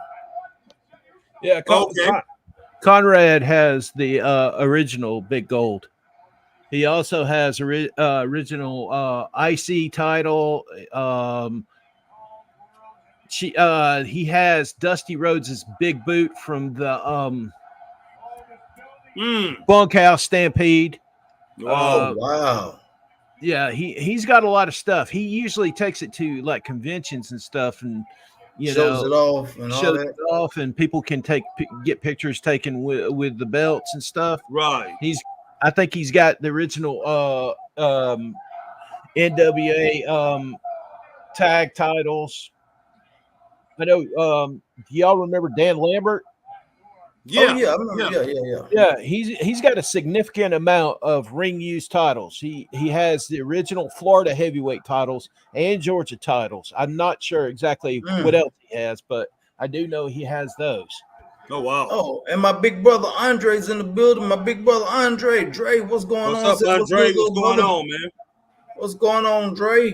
Glad you made it in for one of the shows, man. I've been telling about it for years, man. You finally made it in. Welcome in, Dre. What's up, Andre? How you doing, man? Say what, Harry? This ain't the first time he done been on one of our shows, man. What? This first time I seen him on the show. No, this ain't the first time. Is his last name Jant? I can't see right now. Yeah, this is not the first time he done been on our shows, man. All right. He must have been on one. I don't know. Andre. Thank you. Man, there's that walking Funko Pop. Mr. Big Brow himself.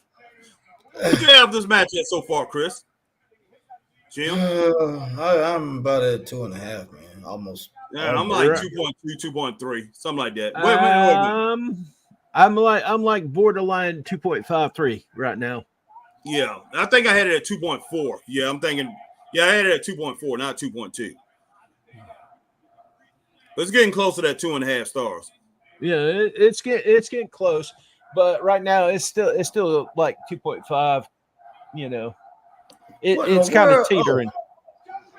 Good God, he ain't got his head kicked off. Oh wow! But getting their heads kicked off, boy.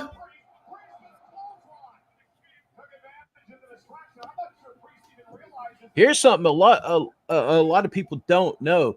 You remember the match that Jimmy and Jay had at WrestleMania? Yeah. Mm-hmm. Okay, Jimmy, you could see Jimmy mouth to his nephew, "Get off your phone and watch your dad's match." While he was in the ring, he was looking right at him. Wait a minute. When was this? During the Jimmy and Jay's match. He was in the middle of the ring. He looked over, saw his nephew's on his phone. He said, "Get off your phone and watch your dad's match." That's good. Wow. That is wild, man. Heck yeah. All right, That's Andre crazy, said man. I am good. And Wesley Flasky says he has the big tag titles the Express battle over right now. What? R&R? Okay. You're talking about the Reggie Parks ones. Yes. Dan Lambert, I believe either Dan or Conrad has them. Conrad and Dan do a lot of trading together. I've actually got a friend who's a referee that showed me pictures where he sold the Mid-South belts. But hey, look like he getting ready to hit him with a jab, boy. That's what he's doing. He's bouncing around, man. He's getting ready. Well, yeah, took a doggone foot. Well, another one. Good grief, boy.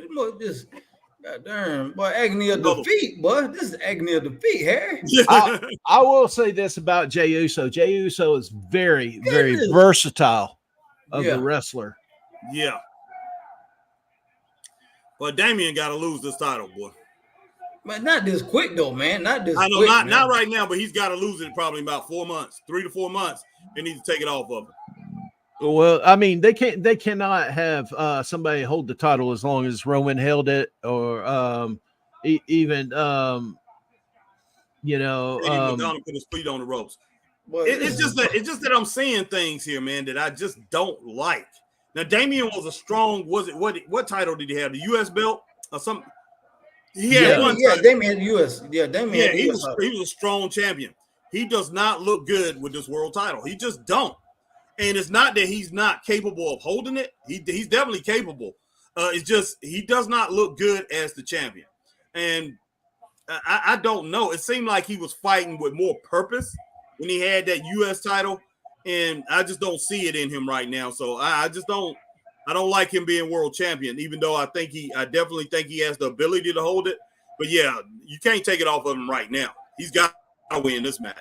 He's got to win for the next months. I'm going to respond to Kristen here. Kristen, I will be the first one to tell you I would put my nephew in check if I see where he needs it. Wow. Yeah, I mean, that makes sense though, man. I mean, your dad's in one of the greatest matches he's ever had and the biggest stages of his life, and you up there leading Twitter or something. I mean, yeah.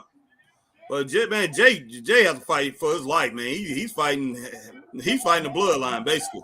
Oh, that did it right there, boy. That did it. Now that did it, boy. That did it. I don't know if you call it. Well, he's fighting Judgment Day. He ain't fighting Bloodline. That's what I mean. He's fighting Judgment Day. He might well be fighting Bloodline too. Yeah, he might as well. Yeah, I give this match 3.5 stars, man. But yeah, Jay had no chance in that. Not with those guys coming out there. Yeah, I'm gonna go 3.5 stars with this because, quite frankly, I think that I think with the interference of the Bloodline, it kind of tainted the match. The match could have gone better if there was no interference in the match. Yeah. That's just my call because I'm old school. I don't like the dusty finishes of a match. But he like, no, nah. Like, we ain't doing this now.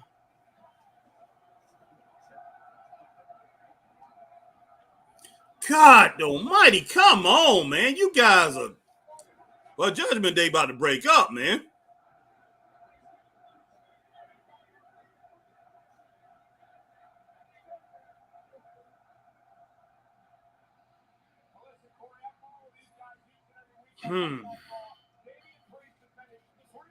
I'm glad Damian did this, but look, I'm glad he's doing that with these guys. But, you know, as far as the Dusty finish, you know, when it boils down to it, Jim, I think that stuff is a little overblown. People always want to talk about that, man. They do. Dusty did do it. Dusty did it, but when it boiled down to it, man, I mean, and just to be honest with you, as far as Dusty, when he did do it, every time he did it, man, there was something that made sense why it happened, and you didn't see it so much, man, where it came to, you know, it came out to where we got it now. The way we have it now is they use it so much it just taints. It taints the titles. It taints the ability of the wrestlers. It taints the storyline to where you don't see a complete finish. But when you see it, as far as back when Dusty Rhodes did it, when it was happening back in the day and everything, it all played out to something even more bigger a little bit later on. So the Dusty finish right there, you know, is people want to go back to that all the time, and I think it's a lot of what I got it from is a lot of indie people talk about the Dusty finish, the Dusty finish.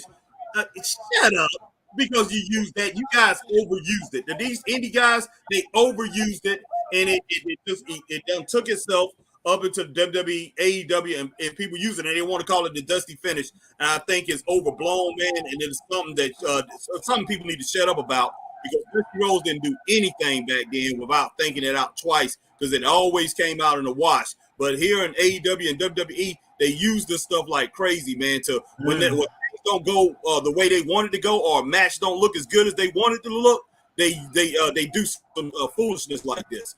So the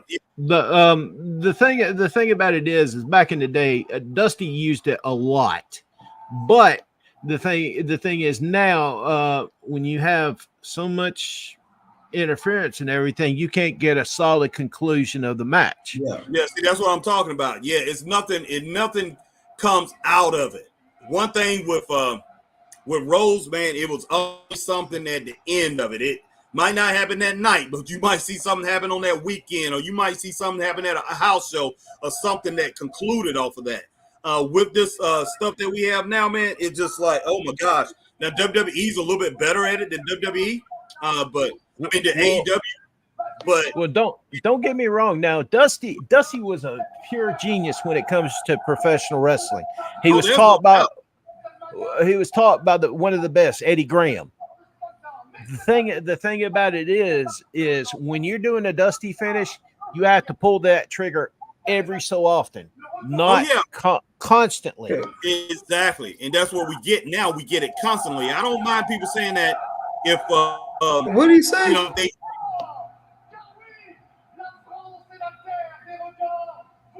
he's speaking French, Chris. Somebody, Jim, translate for me, man. Jim, can you translate, man? He's saying Damian Priest is mad right now at the Judgment Day because they jumped the man after the man had been beat. And my prediction is Damian Priest is going to turn face. What? Largest gate of any arena show in WWE history. Wow. Now come on, man. There ain't no way. Ain't no way now. Said arena show. Wow, that's crazy. I mean, that's not stadium shows. Arena shows. Because I mean, think about it, the biggest shows, even though some of them been closed stadiums. I'm talking about, closed in stadiums. Those wasn't arenas, those were stadiums. Yeah, I'm going to give it a 3.5, but I'm going to add asterisks to that because I think Jey Uso actually did a bang-up job. He did. In the match. Yeah. Damian Priest was he was vanilla. If he was vanilla for me, but Jay was pistachio. Damian was vanilla, man, and that's why I was saying, back when he was United States champion, it seemed like he wrestled a lot harder. And I just don't know about him being the champion here, but man, he's got to hold it for a while though. I mean, if they take the belt right off of him, he'll be considered a transitional champion. You are right. Exactly. That's like worse than ever actually holding the title. Mm-hmm. So you want to, if you put it on him, you're going to have to keep it on him for a while, probably till SummerSlam. And then once SummerSlam hits, you're going to have somebody that comes out strong enough to, to be able to take the title off of him. It may be Seth Rollins. It may be CM Punk. We don't know. There's going to be somebody. But let's get up with these comments before we get too far behind here, guys. Green Randall, Damian Priest has a problem with JD gets involved, but not when Finn helps him. Wesley Flasky, Chris, I was saying Rock and Roll Express for your life. You lose a cool point for that. Okay. Green Randall, Jay hitting a super kick party. Christian Adams, my kids don't have a phone or tablets or no electronics, family. So I get it. Mm-hmm. All right, Green Randall, how are you doing? How are you going to disrespect your father like that? It doesn't matter. The match is the worst thing you've ever seen. You pay attention. This is the biggest moment for both of your father and your uncle. Exactly. Green Randall says he's 3-0. Christian Adams says 2.5, 3 stars could have been better. Mm-hmm. Christian Adams, Judgment Day is done. Green Randall, I wonder if JD will get into Priest's good graces. Mac Magnum, Damian match gets 3 stars. Green Randall, why does Priest all of a sudden have a problem with it? Christian Adams, I hope they make Damian a better champion. I think they're gonna do it by seeing him be a decent sport at the end of a match. Mm-hmm. All right, Michael Human in the building. Michael Human, how you doing? Hey guys, good to see you, Harry and Chris. Good to see you too, Michael. Marcus Brown, I'm 3-0. Michael Human, the son of a plumber. Yes, sir. Christian Adams, those live events were crazy. Non-televised events doing crazy numbers. Yeah. All right, Black Rain, wee.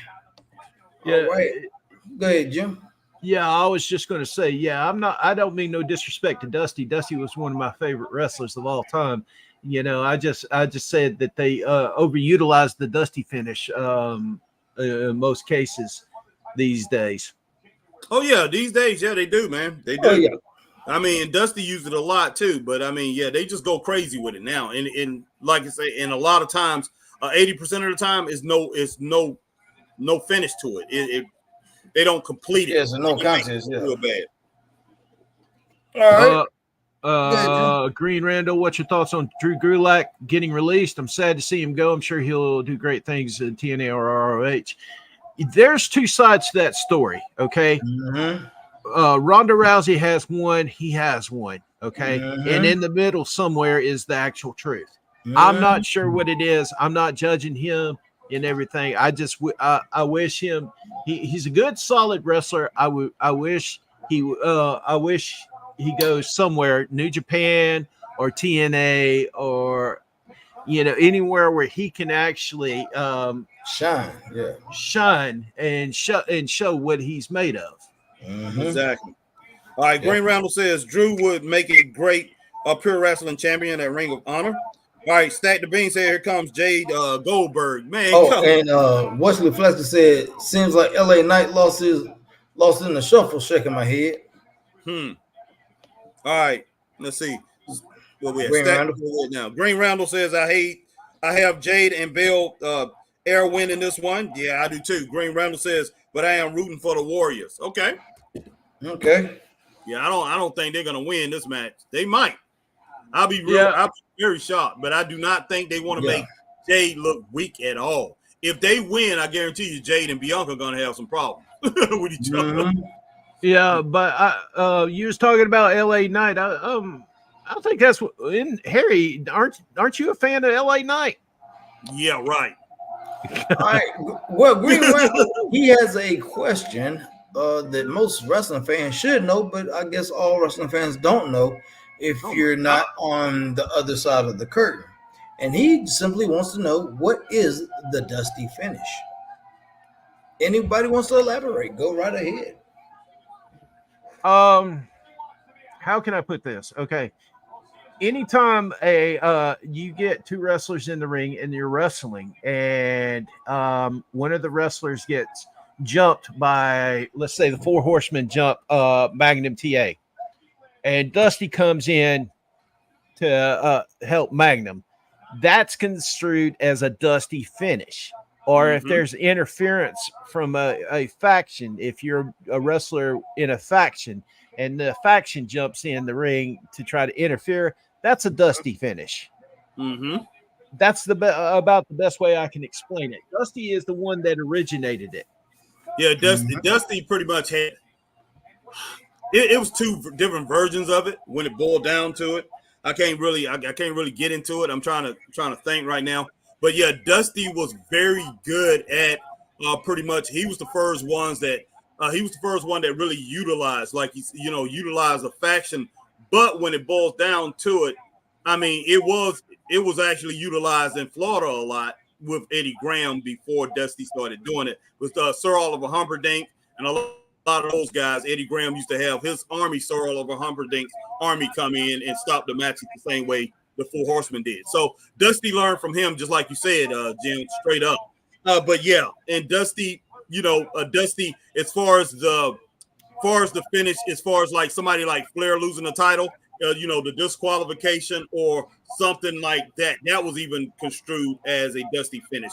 That it was, that it was a time limit thing. It was always some niche there, and that was construed too as a Dusty finish. So, but it's been overplayed though, man. Basically, if you have a champion, let's say you have a champion coming into a territory, and that champion is wrestling your regional champion, okay, and they're going to make the regional champion look like he almost beat the world champion, right? But it was a time limit draw, it was a disqualification, whatever the case may be, that could be construed as a Dusty finish, because you can see the Dusty's fingertips have been on that. Yeah, Dusty was good at those technicalities, man. Things that, hey, the belt didn't change because of a technicality, something that was going on. So yeah, all that stuff, was they laid it on Dusty, and like I say, his finish, it was great what he was doing. Now, did it piss some people off every now and then? But yeah. But still, it always, like I say, it came out in the wash, and it made sense at the end. It was the reason that Dusty could end up having these great finishes like the Magnum TA versus Tully Blanchard in the I Quit match. Dusty was able to come up with those great long storylines because he would do certain things like that. Without doing that, man, you cannot come up with something great out there because everything is rushed. And Dusty came up with the oh my God, we out of town, we got to go, see you next week. Well, Dusty came up with that too, boy. That didn't start happening to Dusty, man. Well, the thing, Dusty also had this rule. He never wanted the world title. He always had this rule: if you are the promoter, or if you're the booker, or you're the guy behind the scenes, you do not make yourself the champion. You do not make yourself the top dog. Well, you let the wrestler shine. If you were in a match, great. But you don't just slap the world championship on yourself. And if you're a promoter, or if you're head of a promotion. Oh no, she did not just try to spear Jade. Heck yeah. But still, though, I mean, Dusty, I will say Dusty did do some things that to try to get himself over people that was getting real popular, man. I will say Dusty did do that. Well, talking about Dusty finishes and things, the thing about it is you can notice this if you because I can't speak for Chris and Harry, but I can surmise that they've watched enough wrestling in their time that they can see the mechanics of it. They can see how the match is going, and they can pretty much just see when Dusty has his fingertips on something. Oh, there's no doubt about that. Goodness sake, man. Boom. Wow.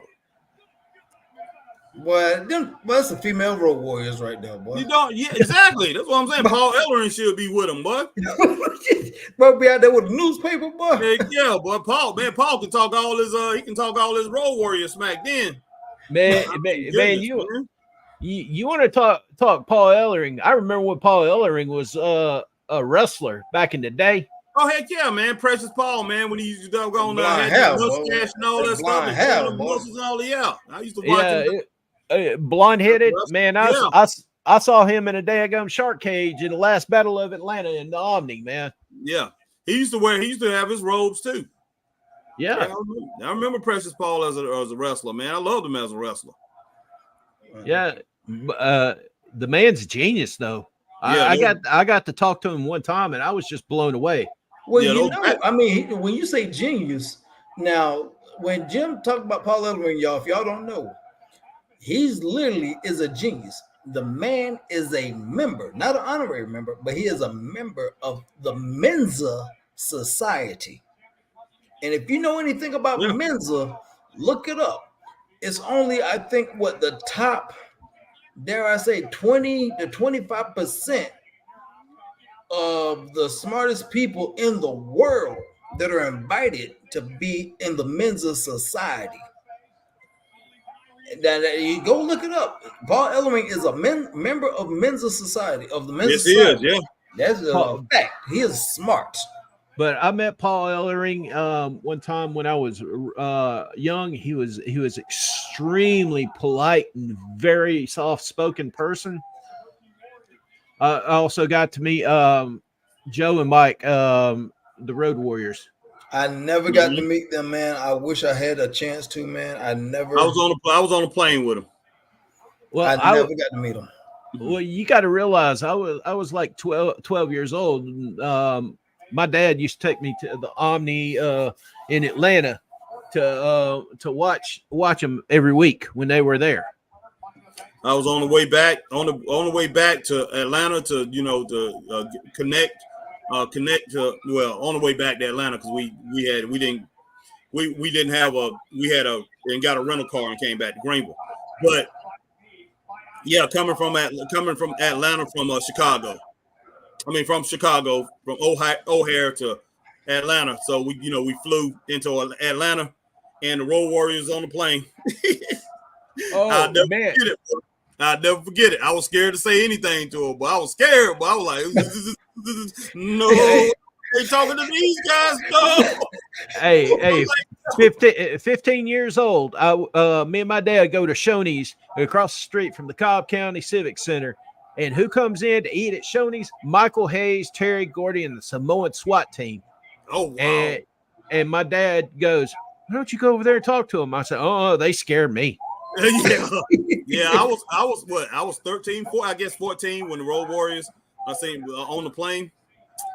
I'm just like, these dudes, all I can do is remember them annihilating people coming out in those doggone, because that was right at the time they was wearing the biker outfits, Chris. Yeah. Hey. And I was just like, no flipping way. And this old lady, she started talking to him. You guys are big. She said, what? The thing about it is, you look at okay, we were just talking about Dusty Finish. That cemented him as a legend. Yeah. But the Road Warriors had the Road Warrior pop. Oh, and yeah. And France is giving it to him. Yeah, they getting they definitely get the pop here. Yeah, but yeah, she said, oh, you got she was Joe was the closest one to her, and and Mike was on the other side of him, and she said, oh, you guys wrestlers, And he said, "Yes, ma'am." He said, "We the Road Warriors," and they started talking. They were very polite, man. But she was an old lady, man. But she was real sweet. And they was talking to her, but I was scared, man. I wasn't saying anything. I was like, because I was thinking that was maybe an opening for me to say something to him. I decided not to. I said, "No flipping way, man. The dude's there." But they were flipped on her, boy. Man, you don't need to be scared of snakes on the plane. You need to be scared of the Road Warriors on the plane. Them jokers was the meanest joke. They was the meanest things I ever seen in my life. And look, I thought it was unfair for them being in wrestling. I was like, this is unfair, totally unfair. I did not like it. Oh wow! I'll be the first one to say when it comes to the Road Warriors, when you hear the Iron Man song from Black Sabbath hit, it means business. Yeah. But did you see them when they first started though? Oh Lord, yes. Joe started first. See, guys, yeah, he started at Animal, up in Georgia by himself. Yeah, I got a 15 disc library of nothing but the Road Warriors. But you know what? I did not pay attention to him. I mean, I remember him wrestling by himself, but I did not even realize that when they came in as a tag team. I'm like, isn't this guy Joe already there? But Animal and Hulk, when they came out with that gimmick that they was bikers from Chicago and everything, they was in those biker uniforms, man. That's all I saw was he looked like a member of the YMCA when he first, the Village People when he first started, man. Yes, he did. And both of them are from Minnesota, along with Rick Root, along with Kurt Hennig, along with the Ganyas. So they putting him and Mike together, Hawk and Animal, was just like the perfect combination. Like Ricky and Robert, Ricky Robert. Yeah, the best wrestlers came from Minnesota, man. There's no doubt about that.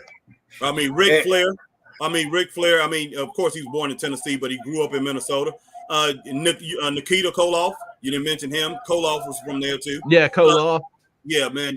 They just, as far as muscle wrestlers, and all of them went to the gym.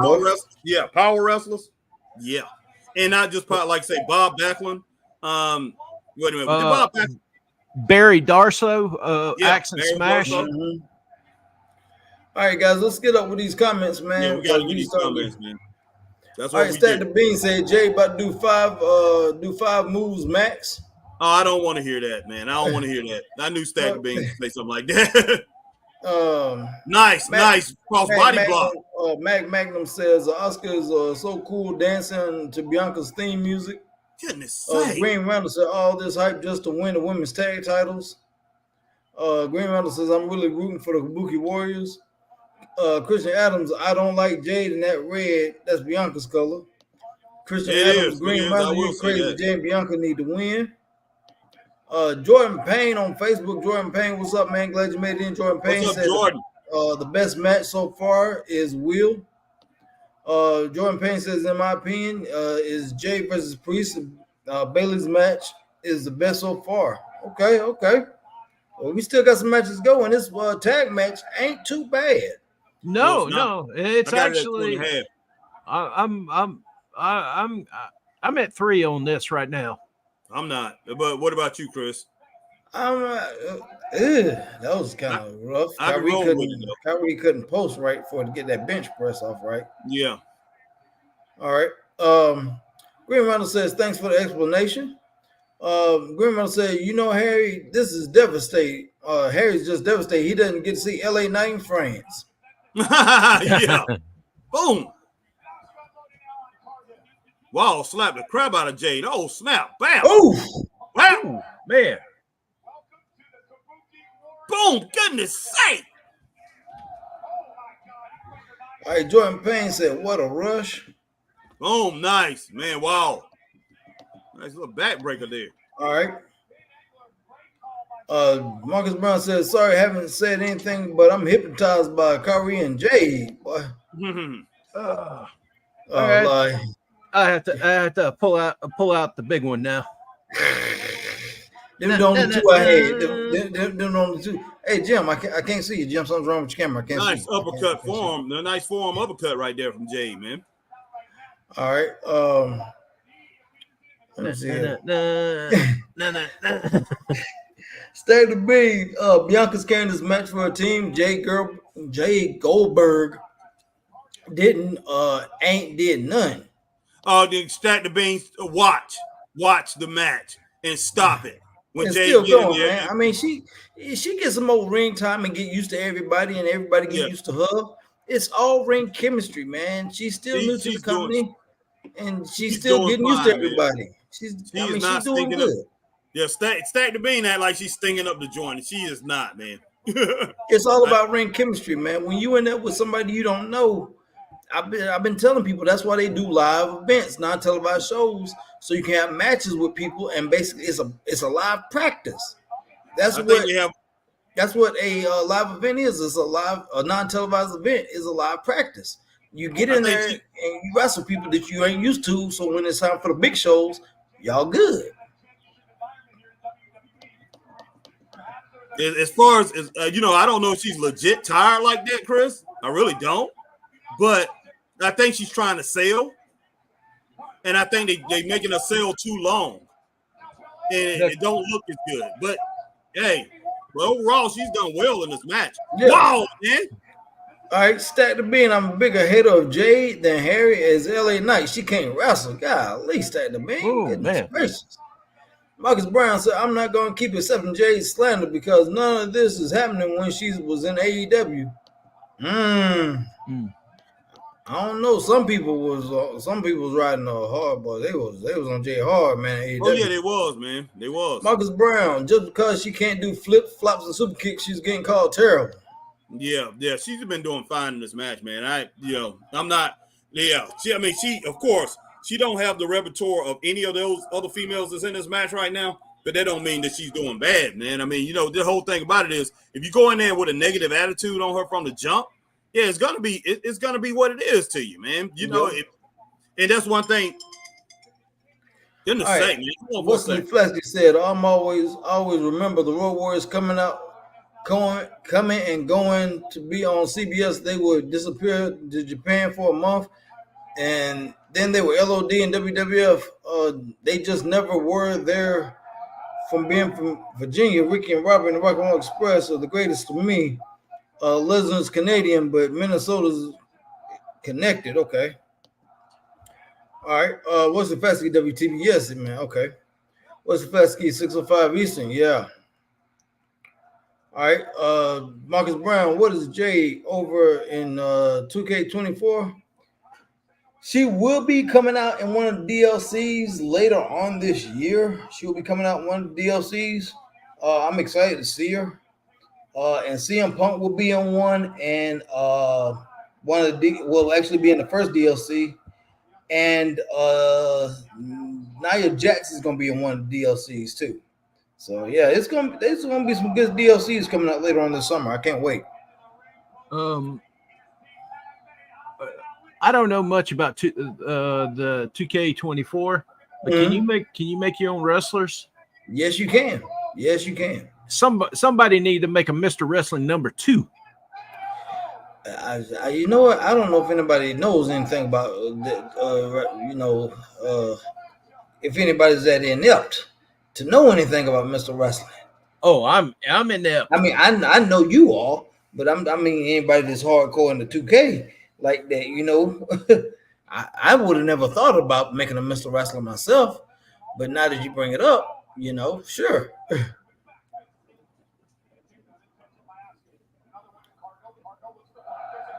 Nice kick by Jade.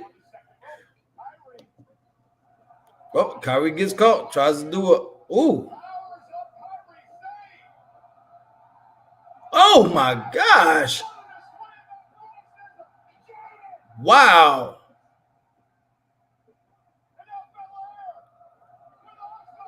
KOD coming up. Oh, wow. Hey Chris, you could probably elaborate on this when they're like one's laying over in the ring, or if both wrestlers laying over the ring, they're just basic, or if they're laying down with a headlock, they're basically resting in the ring. Yeah, they're resting and going over the moves and stuff. What's coming up next and what needs to be done. That's basically what they're doing. Yep, those are called rest moves. Yeah, Well, I kind of figured that one out when I was about 15 years old, and then when I had a chance to talk to a couple of wrestlers, they said you're exactly correct. yep, you're resting. You're taking a break and you're talking about what's going to happen next and stuff like that. And also that's basically the way that they sit there and say, "Hey, this just happened," and like I broke my arm or something like that. Mm-hmm. Boom, man. Man, this is a good match. I can go about 3 stars on this, man. I got 3.5, man.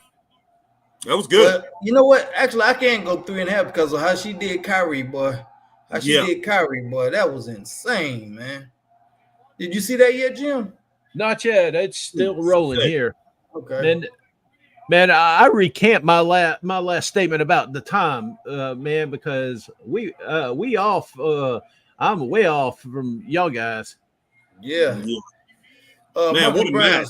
Marcus Brown says she has to be like at 82 overall or 92 overall.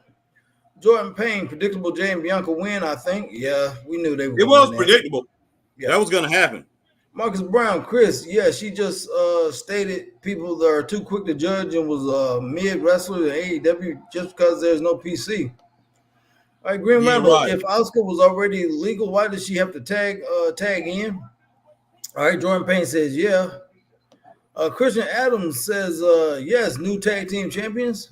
Oh, yeah. Yeah, okay. I think all 3 of us called it on that one. Yeah. Oh, yeah. Magnum, the great women's tag match. I did not see it coming. 3 stars. Okay. Christian Adams, Jay's last moves were fire. They really were, man. They were, man. They were. It goes to show that she is learning things, man. She really are. Yeah, Green Randall says, oh, man. Christian Adams, 3 stars. Wesley Flesky, 3.5 stars. Oh, wow. Okay. And Stat to Bean, all right. Jay Goldberg did better than I thought she would. We appreciate that, Stat to Bean. But yeah, we're going to go ahead and roll that 3.5. I know a few people went with 3. But yeah, for the most part, we got 3.5. Jim, what did you have? I'm going 3.5. It's still ongoing, but I'm sitting here and I'm watching it play out and everything. Spoilers don't bother me because I'm going to watch it anyway. So it was an amazing match, man. It really was. I'm really pleased with the match. And to tell you the truth, I don't think this should end as far as end the Kabuki Warriors. As far as those girls are going, for the world title, I think they should feud with Bianca and Jade, man. But hey, we don't know where they're gonna go with this. But yeah, that was a quality matchup, man. Very quality. Matchup. Well, the girls seemed like they were very cohesive with their moves. Oh yeah. Yeah, which was 3.5 stars too. And there's a reason that they put those titles on there because they want to try to make those titles relevant. For the women's division. And I think that they should be relevant. That's kind of like putting the U.S. title on Logan Paul. Logan Paul is a celebrity, part-timer. They're trying to bring some awareness to the title. Yeah. All right. Alma Clark says 3.5 stars. She agreed. Let's see. And then my man Jordan Payne says right now 3. Okay. Yeah, once again, we appreciate everybody coming in. Whatever platform, guys, you know the spiel. You know what me and Chris do. Whatever platform you're on, just hit that like, share, and hey, join or wherever you at, man. Join and let everybody know about Straight Up Wrestling Show. We appreciate everybody coming and rocking with the family tonight, guys. Appreciate it. Ladies and gentlemen, no ifs, ands, or buts about it. And folks, just remember, straight up's where it's going to be at. Oh, exactly. Man, y'all should hire me for commercials. I'm daggum sure pretty enough for it. Okay, Jim, we hear you, man. Oh man. All right, gentlemen, I'll be right back. I'll be right back. All right, Gentlemen. Chris.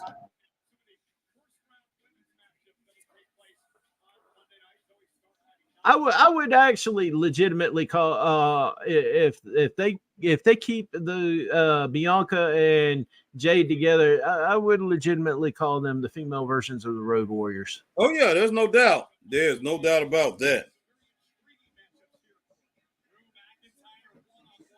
Agree with you 100% on that. Because they've got that look. Yes, sir. Yeah, I agree. I definitely agree with you on that, Jim. Trying to check something here for a minute. Give me just a second, Harry. I got to get something to drink. Okay, that's cool.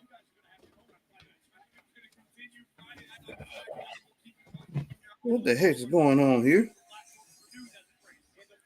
All right, guys, I'm trying to check for some stuff. But yeah, Chris took off for a minute, and Jim took off for a minute grabbing something to drink. But hey, guys, appreciate you coming in once again with the Straight Up Wrestling Show. Why in the world is my oh my gosh, my laptop is, oh man. When they come back, guys, I have to go and get my cord. My thing is dying. I hear you, Chris.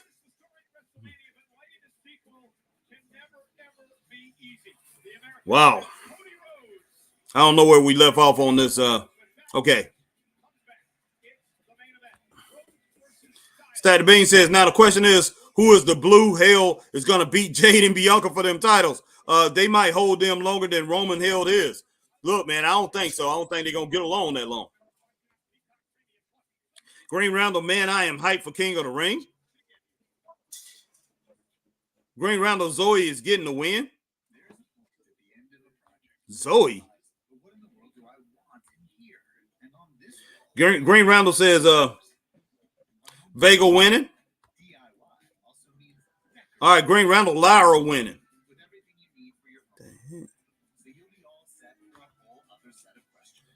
Gunther versus Sheamus is going to be a big one. Yes, sir. Green Roundel, I'm surprised they're going to do that in the first round. Okay.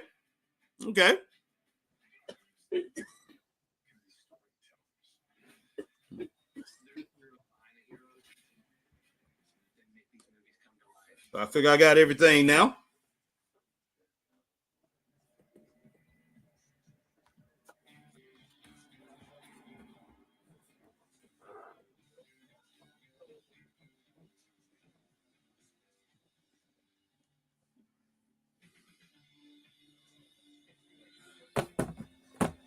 But yeah, so far, guys, this has been a pretty good pay-per-view, man. No ends, ands, buts about it. I've enjoyed every minute of it. Green Roundel, I'm surprised they're going to do that in the first round. Jordan Payne says predictions: New Bloodline Rock or Solo as head of the table versus Roman's faction. I have no idea. We'll have to see how that goes, man. What's going to happen there all the way to the end? That would be interesting either way. Yes, it will. Guys, y'all don't realize, being from the South, we always drink a little sweet tea. Oh, yeah. No ends, ands, or buts about that. But being I'm a diabetic, I got to put some Splenda in there. Yeah. Well, I'll just go ahead and make it with Splenda. I got to go ahead and make something, brew up a couple. I'm going to brew up a couple gallons once I get off of here. So, yeah. Hey, have you ever tried monk fruit? What? It's called Splenda monk fruit. No, I haven't tried that yet. I have to check that out. It's an extract from a fruit that keeps your blood sugar low. Oh, okay. I might try that out, Jim. Thanks for letting me know about that, man. Definitely, I'll try that out. Yeah, I know all about that diabetic stuff, man. I'm one too, so I know all about all that. All right, gentlemen, I'm back. All right, my man Jordan Payne, predictions. Okay, I already read that one. All right, guys, let me grab something to drink too. I'll be right back. All right. Man, guys, but we appreciate y'all coming in, and we thank you very much for rocking with us on here on Backlash for the Straight Up Wrestling Show, guys. Really do appreciate it, man. We got a lot of people watching on X today, man, and a lot of people on YouTube and some people on Facebook. We thank you all for coming in and rocking with us, no matter what platform you are. Make sure you hit that like, share, and subscribe. Hit that notification bell, no matter what platform you're on. And hey, tell a friend to tell a friend to tell a friend to come on in and rock with the hottest wrestling podcast on the internet, bar none, hands down, the Straight Up Wrestling Show. And I said what I said. And here we go, because in the words of Mark Henry, it's time for the main event. And Jim over there drinking some sweet Georgia tea. It ain't that sweet. It's with Splenda. Oh, okay. Well, back in my youth, I did enjoy some sweet tea, but just because I drank it in my youth, now I got to drink it with Splenda. Well, but it's better than nothing, man. Yeah, this is true. Guys, if you've ever gone to a restaurant and you ordered an unsweet tea and you had to doctor it up, put your Splenda in there, get it just right. As soon as you start sipping on it, the waitress comes and pours some more tea in there, and you got to redoctor it again. Yeah, that is pretty funny. That is pretty funny. That's why you just go ahead and get your sweet tea. Yeah, well, problem is, I'm trying to get my blood sugar down, trying to exercise, trying to get all healthy. I understand. I completely understand, Jim. Now, I completely understand. I'm just giving you a hard time, Jim. Hey, we're brothers. We're supposed to be doing that. There you go. I will say this though. It definitely puts a perspective on your life when you're in the hospital, having blood clots in your lungs. Yeah. You look at life differently. Oh, of course, man. And my goal is to be around to aggravate my son when I'm about 70 or 80. There you go. And then aggravate his son and his son's sons. Exactly. And tell him about wrestling. Yeah, you be like, Dad, you watched Luke Tez's daddy, didn't you? Like, I wasn't around that long, son, but I know a guy who was. His name was HBT. Oh, that's a good one. That's definitely a keeper, man. That's definitely a keeper.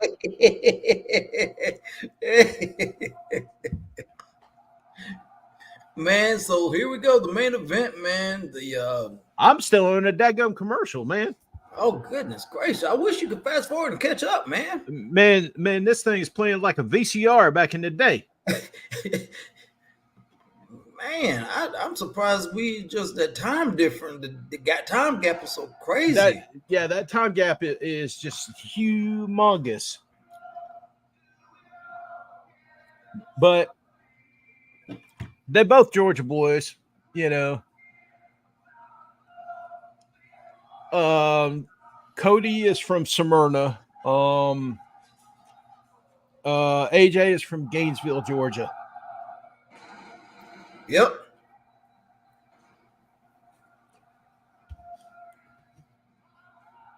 I remember seeing Cody Rhodes when he was a ticket taker for his daddy's Turnbuckle Championship Wrestling back in the day. Man. They had some of the best matches I ever saw were actually with Turnbuckle. He brought in Barry Windham, Larry Zbyszko, Eric Watts. A lot of these guys were underappreciated. Yeah.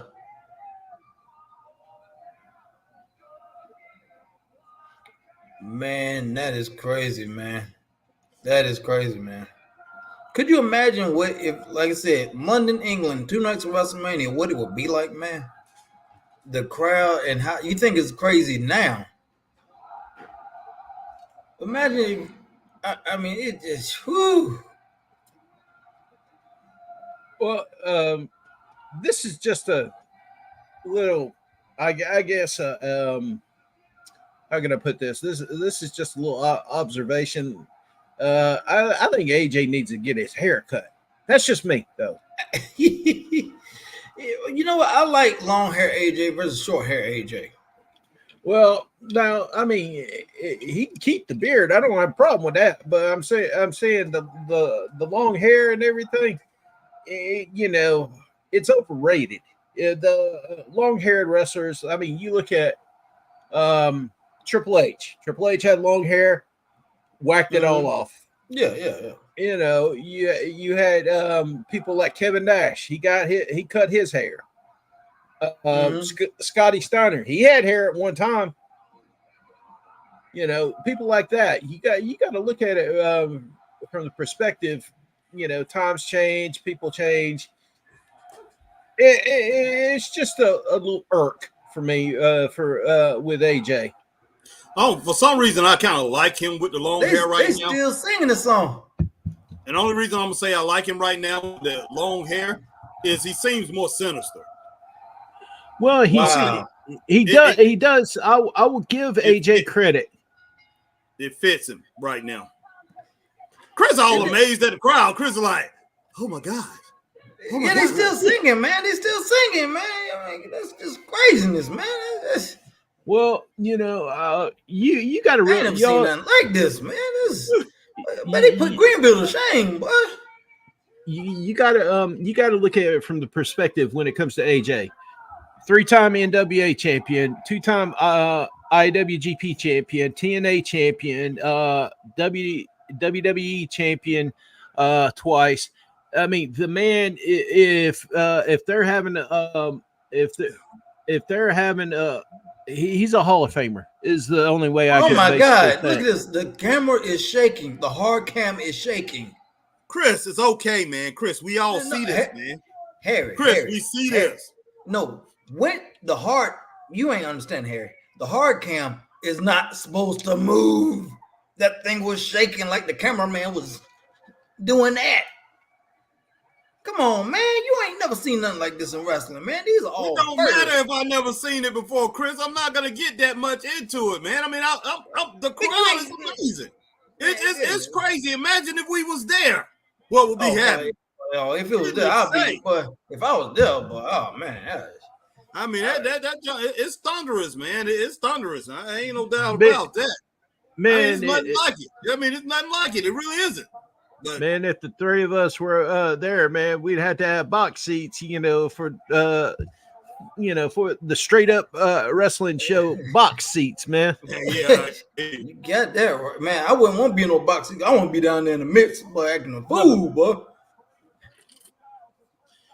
Oh my gosh, man. Hey, Chris, you talking about a belt, man? That belt Cody's got?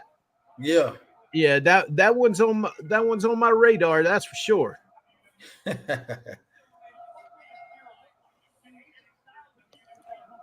Man. Cody, what did you do? Did he make that thing bigger? Look, that doggone thing on his neck looked bigger, man. Oh, tattoo. It looked bigger for some reason.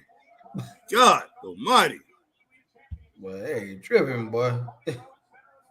Yeah, man, when you get these comments, man? I don't know where you stopped off at, man. I stopped on Cody, man. Cody, ain't no Cody in here, boy. It is, man. Well, not Cody. just ain't nobody named Cody in here. Wait a minute. We did have a Cody in here. I thought Jordan Payne, not Cody, Jordan. All right, Jordan said, but not right there though. Let me see. All right, Jordan Payne. Let me go on up.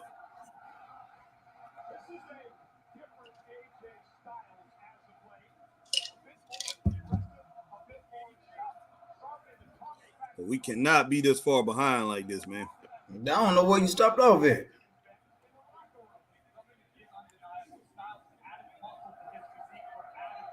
Yeah, but what's amazing is Goodness.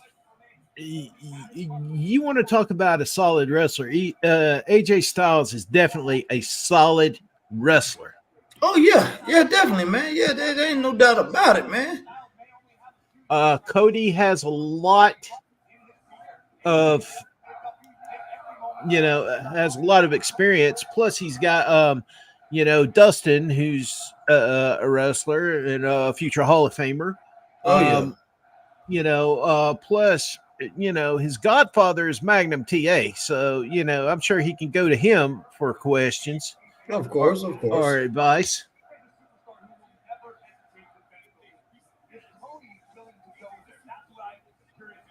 Interesting fact. They asked Magnum if he actually went there when with the WrestleMania happened. Mm-hmm. He said no because of his physical disabilities and stuff. He could not go, but he did watch it from afar. Okay. Dustin was there. Of course, he could not be on camera because he's under contract. Yeah.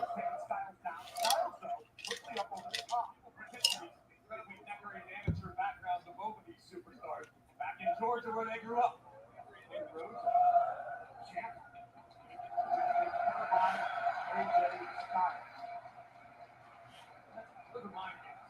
The veteran AJ Styles reminding Cody, I can still get you. Be careful. Oh, and there's the receipt. 24 hours later. I actually. Got that receipt, boy. I actually had somebody in a Facebook group tell me that Cody Rhodes is the new Hulk Hogan. I don't know about that now. Hey, that's a stretch right there. Yeah, that is a stretch. I mean, you can't look. For one thing, go ahead. What you about to say, Jim? You can't compare Hulk Hogan to Stone Cold, to The Rock, to Shawn Michaels, to Triple H. You cannot compare them. In the era that they were in, they were the top dog. Mm-hmm. The reason, you can't, because the whole thing about it, like Chris and I mean, last night you didn't hear us on SmackDown. We talked about what Hulk Hogan had behind him on SmackDown. We talked about that last night. He had the MTV era behind him. Mm-hmm. And man, it made him bigger than life. It made him huge. Anybody who had that MTV influence behind them, man, became mega stars. And so, so Cody, he would never get anywhere near Hulk Hogan. I mean, it just, no, that's just ridiculous, man. We'll never see anything like that in wrestling again.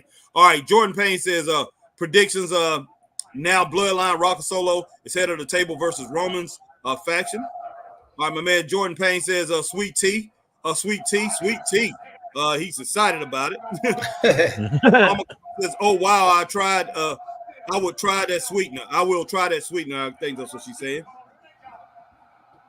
Yeah, appreciate that, Jim.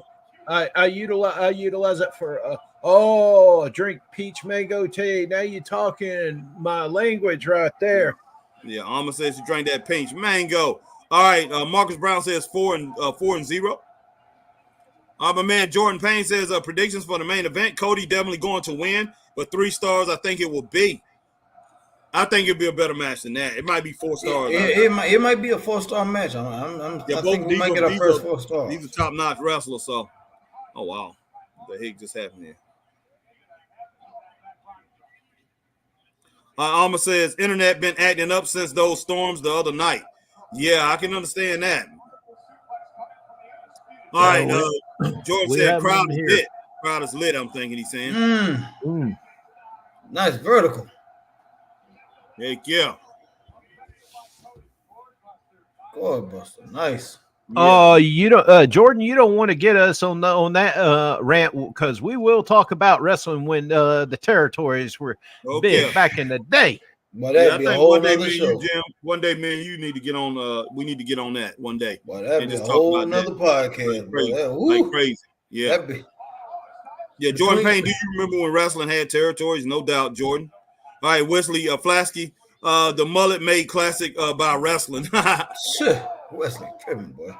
He ain't All right, wrong. Green those graphics went too quickly. I need to know all the matches so I can make a bracket. Okay. Oh boy, my allergies messing up, but my eyes killing me. Oh wow, Chris. Well, you got any allergy medicine? Nah, Paradigm man. anything? Nah, I need something, boy. I ain't got none. I wish I. What the world? I got all kind of allergy medicine right here, bud. You gotta have it this time of the year. Hold on. I'll be right back. All right, man. Man, I can't even go outside most of the time because hay fever and everything else, especially man. Having recovering from this lung mess. Yeah. Oh yeah, wow.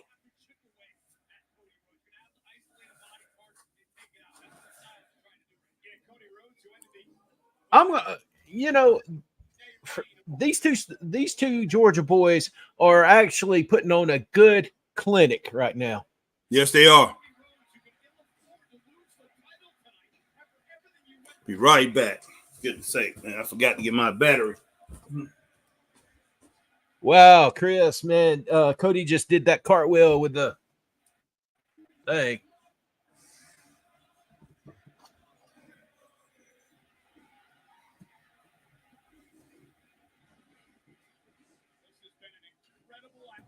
What's so interesting about these? That was my brother calling me. Said he got some wrestling pictures he had with King Kong Bundy and some other people and stuff from back in the day. He was trying to send me. I got a few pictures. One with Jeff Hardy, one with AJ Styles, one with Scott Steiner. Oh wow, man! Jordan Payne said, "Okay, I already changed my mind already. 4 stars already. My apologies. Good Lord, man, they just getting going good. But wait a minute, Jordan, hold on, slow down. There's not no 4 stars, man. Let's get real. Slow down, man. Slow down. Jordan say here go our man, Mr. Hashtag Truth himself, Scott Larson. Scotty, what's up, man? Scott said, I will go back and watch the whole podcast. How's the show? It is great, Scott, man. It is a good show, man. This has been a good PLE, man. You will definitely enjoy it, man. You will definitely enjoy it, Scott. No doubt. Man, AJ has got one of the most explosive drop kicks I've ever seen. Man, I'm trying to tell you, man, AJ got a lot of pop and snap to him. It reminds me, he's very Dynamite Kid-ish. When I say that. Yeah. And if you're a wrestling fan, you understand what I mean when I say he's Dynamite Kid-ish. Because Dynamite Kid had a lot of snap and pop to his moves. Well, and that's where Benoit got it from. There was somebody else that had those exact moves that emulated Dynamite Kid. But I'm not going to mention his name, but I'll say it. Benoit. Yeah, exactly. I'll say it. You knew exactly who I was talking about. Of course, because when I first seen Benoit and I really started watching Benoit, I was like, boy, if he ain't a Dynamite Kid 2.0, I don't know what is. And that's what he reminded me of. They all got it from Rocky Soul Man Johnson, man. Man, come on, but man, look. They didn't have many kids. They ain't had that many kids, but they ain't had that many kids, boy. They ain't had that many kids, boy. He was Sweet Ebony Diamond when Rocky Soul Man Johnson was Sweet Ebony Diamond. All the stuff that you see AJ doing, he was doing that. He was doing a lot of that stuff. Man, Rocky was incredible, man. He really was. Rocky was a good, solid wrestler. He was actually in Portland wrestling when I was watching the Portland a couple of Portland DVDs, and he was in there. And I mean, he's good. He's good, solid wrestler. Yeah, but my favorite run I seen that Portland run too. But my favorite of him is when he was Sweet Ebony Diamond. Lord. Cody trying to put on some. Whoa, man! You better no, man. Cody, goodness sake, man! Can you imagine if he dropped him on that floor, Chris? But Cody's back, but he might be hurt for real, boy. I don't know, man. If he is, he might as well lose that title. Because he'll be hurt for a while.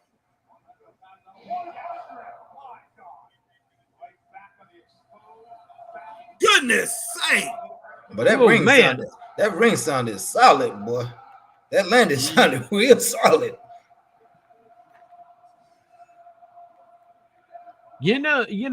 Seeing these two wrestle, I'm gonna go ahead and say it reminds me of Ric Flair and Ricky the Dragon Steamboat. Wow, you going far, man. You going far. They're like move for move, and they're flowing together, putting this match together, man.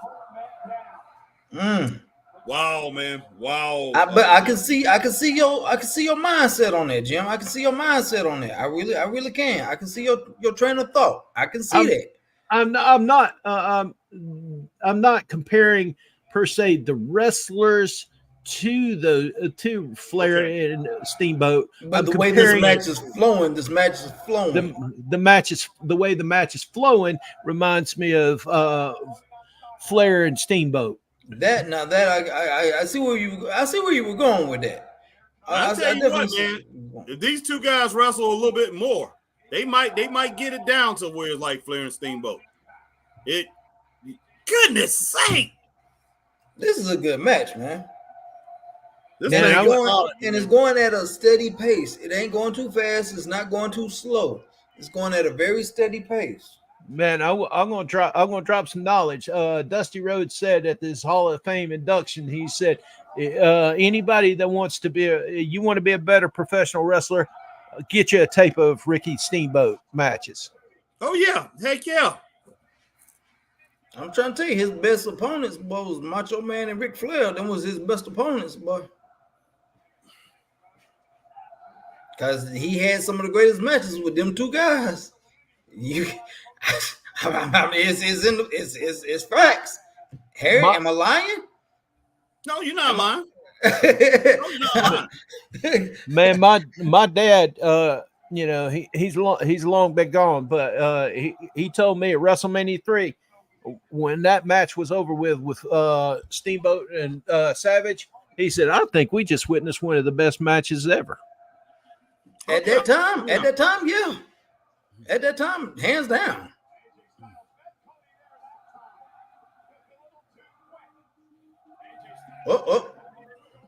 Now it's kind of hard. It's kind of hard when somebody is wanting to say who's on the Mount Rushmore of wrestling. It's really hard because everybody has a different favorite and a different perspective when it comes everybody's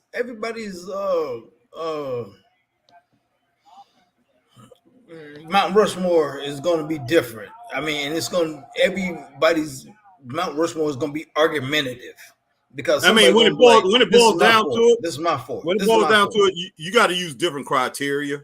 Yeah, you know, if you go by fan favorites, by popularity, it has to be different than skill. Yeah.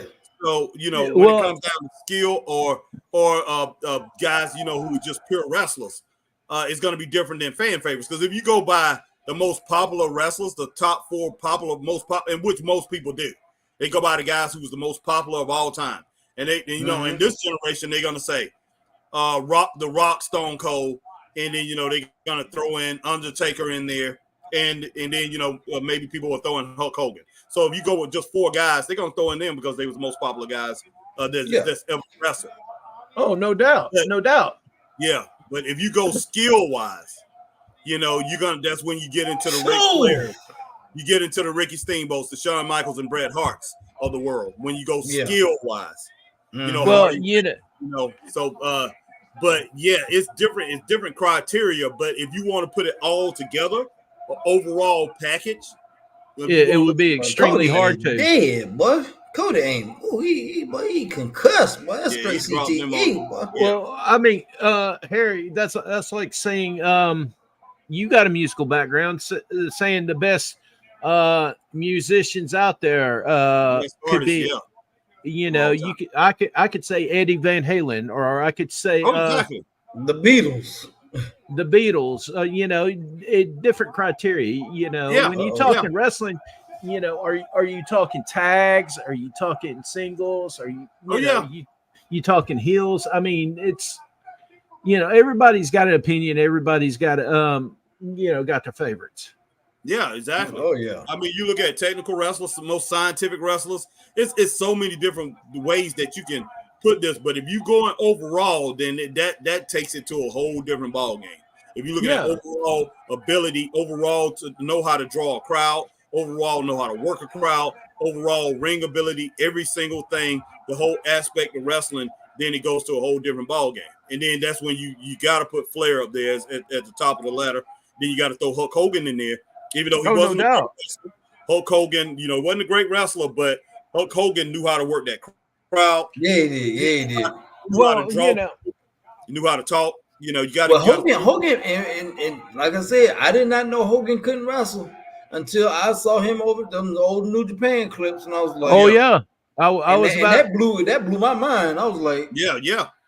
Well, the thing about it is Hogan, you know, was trained by Hiro Matsuda, and Hiro Matsuda was one of the most technical wrestlers out there. Oh yeah.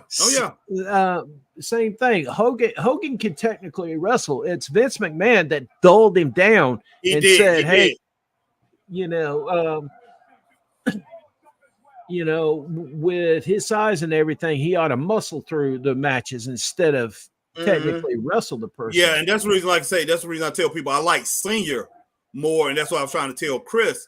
I like Senior more than I like Junior, because Senior let him wrestle, even though he was a heel at the time, you know. But you see those matches against him and Tony Atlas, man, it was incredible back in the day. Oh, and you know, and Hulk Hogan was wrestling, man. You know, that back in 81, he had that feud against Tony Atlas. He was wrestling. He went to the AWA, you know, after that Thunder Lips thing. And I mean, he was wrestling over there with Vern. And then he come back over here. And then, like I say, Chris didn't see it until he saw him in Japan.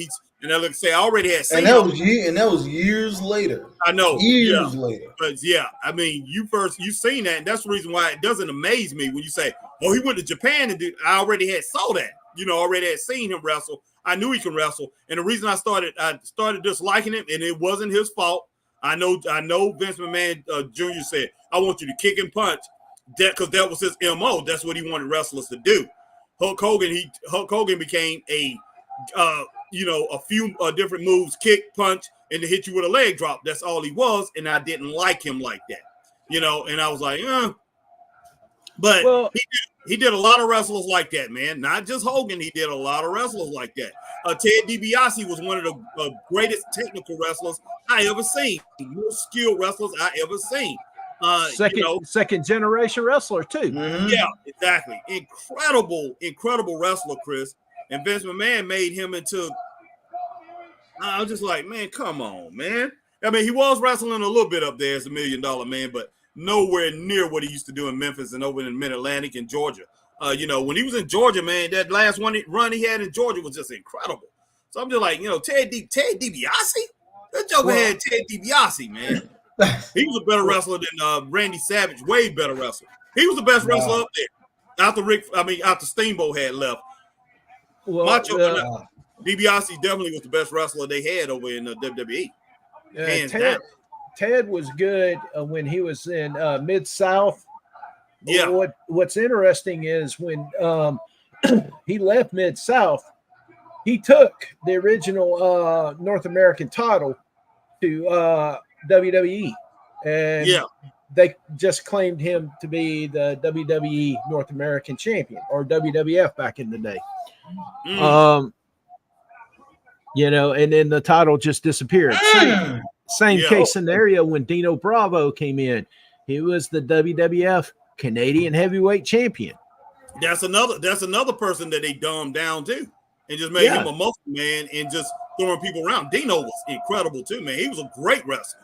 They dumbed him down. He was way before his time. He was doing a lot of things that you see being done today. He had it, man. Dino was Excellent wrestler. Most definitely. Dino, I'm thinking Rick Rude. Oh yeah. The Rick Rude was incredible too. A lot of great wrestlers, man. That like I say, but Vince McMahon, his way of his wrestling style, his way of doing things was just totally different. He didn't need that, and he told him to do just simple moves, and that was enough. Well, my thing is I love the promoter that sits there and says, "Okay, I want this guy to go over." Right. How y'all get there is up to you. Exactly. Just let them go at it. Mm-hmm. Let the wrestlers tell the story. Don't sit there and say, "I want you to do this move and this move and this move," and micromanage their skill. Right.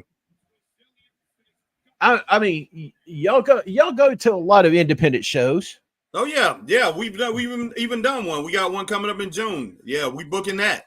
We're the bookers. Yeah, I tell we done a couple of shows, but I tell these wrestlers, I say, look, this is what I want as far as I want 60-40. Maybe this wrestler winning 60-40 or 65-35. And these guys have done it perfectly. I just did last month. I did a TV taping, CMW Carolina Main Event Wrestling TV taping, and I booked that. I was the booker on that. And I had these guys, and I told them exactly what I wanted, and I said, and as far as who I wanted to go over, but yeah, it was up to them to how they finished, they finished. It was up to them how everything went down. But this is a good match, boy. Yeah, now if I had a surprise coming, an attack or whatever, I would actually throw that in. But as far as the way they got there, yeah, me and Chris, we always let them do that, and come to their own finish. But when you try to micromanage stuff, man, as a promoter, all you got to do is screw things up straight up. Well, you also want to throw in a good gimmick match every once in a while, like a last man standing or a Chicago street fight or a steel cage match. You want to throw one of those in every so often to if it's a last man standing match and it's going to go outside the ring. You always want to tell you guys, be careful of the people outside the ring. Oh yeah. All right. Alma Clark says, goodness sake, man, my allergies are kicking my rear end today. Took allergy meds. Glad to have them, especially cleaning up the apartment. The crowd is so noisy. I bet the seismographs are going crazy just a saying. I hear you. B90. Oh yeah. I know it's going crazy, man. Yeah, go to the next one, Chris. I don't know where let's see. My thing done got off here.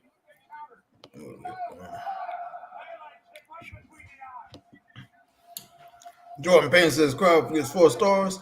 Okay. Jordan Payne said, I met Ricky Steamboat, R-Truth, the nicest guys you ever meet. Marcus Brown says, Harry, Chris, and Jim, I'm about to sign off with y'all. Be safe. The title match for the ring is higher. It's nice. This match is in New Japan 2018 or AEW versus a WWE match. This is a good match, man. It's actually a good, solid match. All right. Jordan says Cody's chest is really red. Wow, man. This is crazy. Marcus says, peace out. Peace out to you, Marcus. All right, Marcus, have a good one, man. Wesley says Ric Flair and Ricky Morton once wrestled every night for 10 days, 60-minute matches. Yes, they did. Stack the beam, Mount Rushmore, Hogan, Austin, Rock, Cena. See, that's what I'm saying. See, that's what they're gonna, like I said, the younger generation is gonna pick that as their Mount Rushmore. They want Mount Rushmore. Wesley Flasky, top guy in the company, is usually the champ, the IC champ. Stack the beam, that skills, popularity, mic skills, promos, impact, and a lot more. Them the best 4 overall packages. And I know, no. Clark, oh wow, AJ went through the table. B90, but I tell you what, Stack the beam, they all 4 of them in the top 10 easily.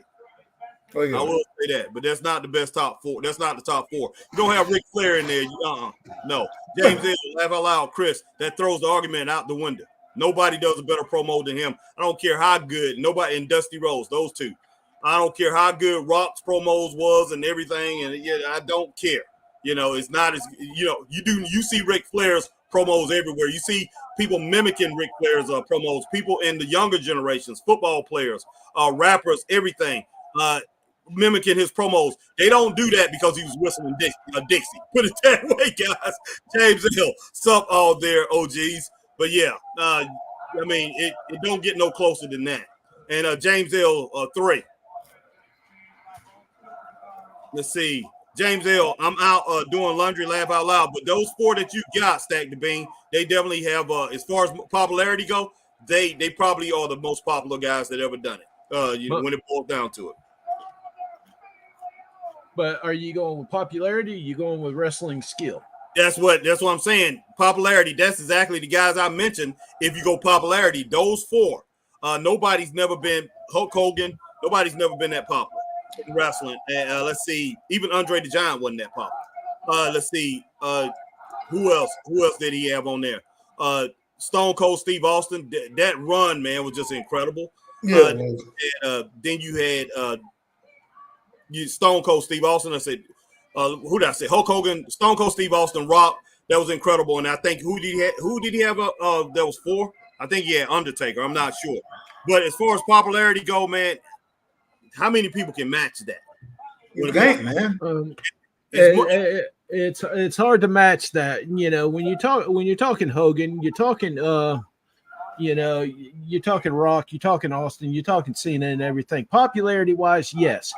All of them are good. Hogan had a certain set of moves. Rock has a certain set of moves. I'm not going to dull down Hogan or anything like that. But, you look at somebody like a Bret the Hitman Hart or Shawn Michaels, you basically, you got to have different categories when you're talking Mount Rushmore. Oh, yeah, you do. I mean, but yeah, if when it boils down to it, if you want to look at if you want to take the sport and look at the sport as you call it a sport and look at you want to take the greatness of the sport and who was actually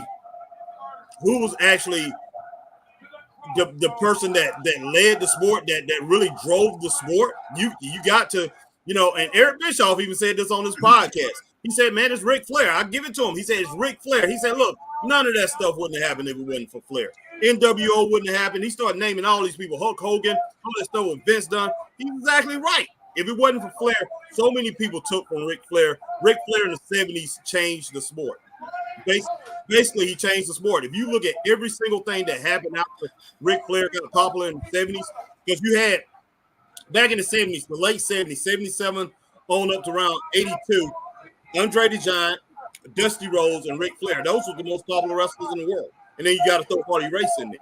And Mil Mascaras. Those was the top 5 most popular wrestlers in the world. Everybody that was wrestling everybody that was wrestling at that time played off of Ric Flair. Superstar Billy Graham. I know he was the champ in 1977. Superstar Billy Graham, Hulk Hogan.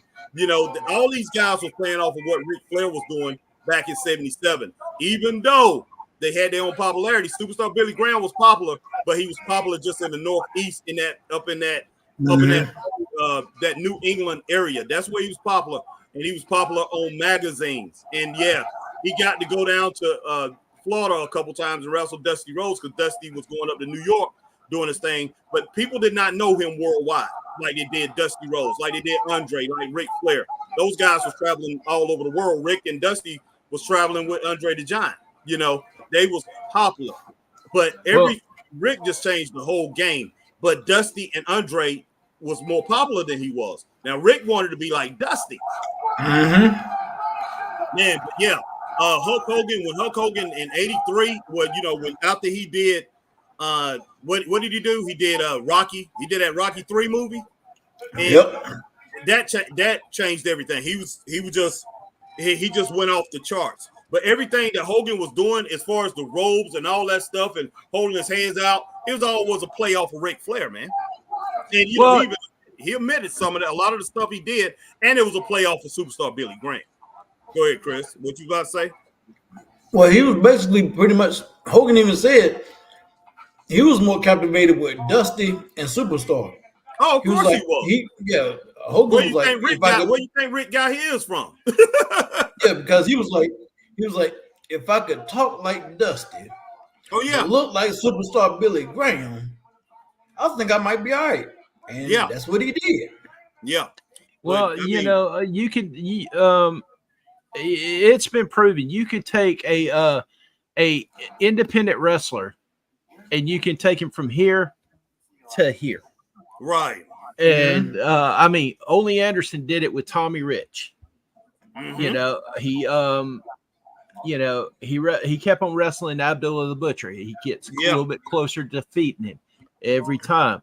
It builds his popularity up slowly, and then eventually Tommy does beat Abdullah the Butcher, and he becomes one of the top guys, wins the NWA World Title. You know, you can take any wrestler on the planet right now, and if the certain events happen in their career, yes, they can wind up being as popular as Hogan. Do I think there is somebody will be as popular as Hogan this day? No. I think Yeah. I think Roman's close. Look, no, Roman was nowhere near up.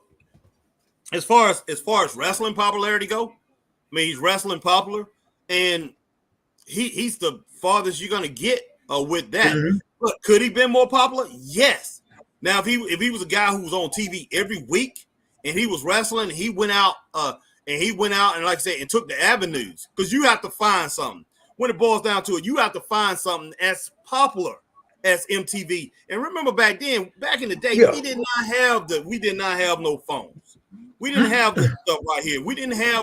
We had computer games, but we had our Ataris, we had our Nintendos or whatever when it came out. Mhm. But like I say, it was not the graphics and everything. The games was not so great, but it kept you in all day watching that or playing that. You know, you still paid attention to what was going on TV, and we had attention spans. You know, Yep. and we went outside and we played with each other. We played sports and everything.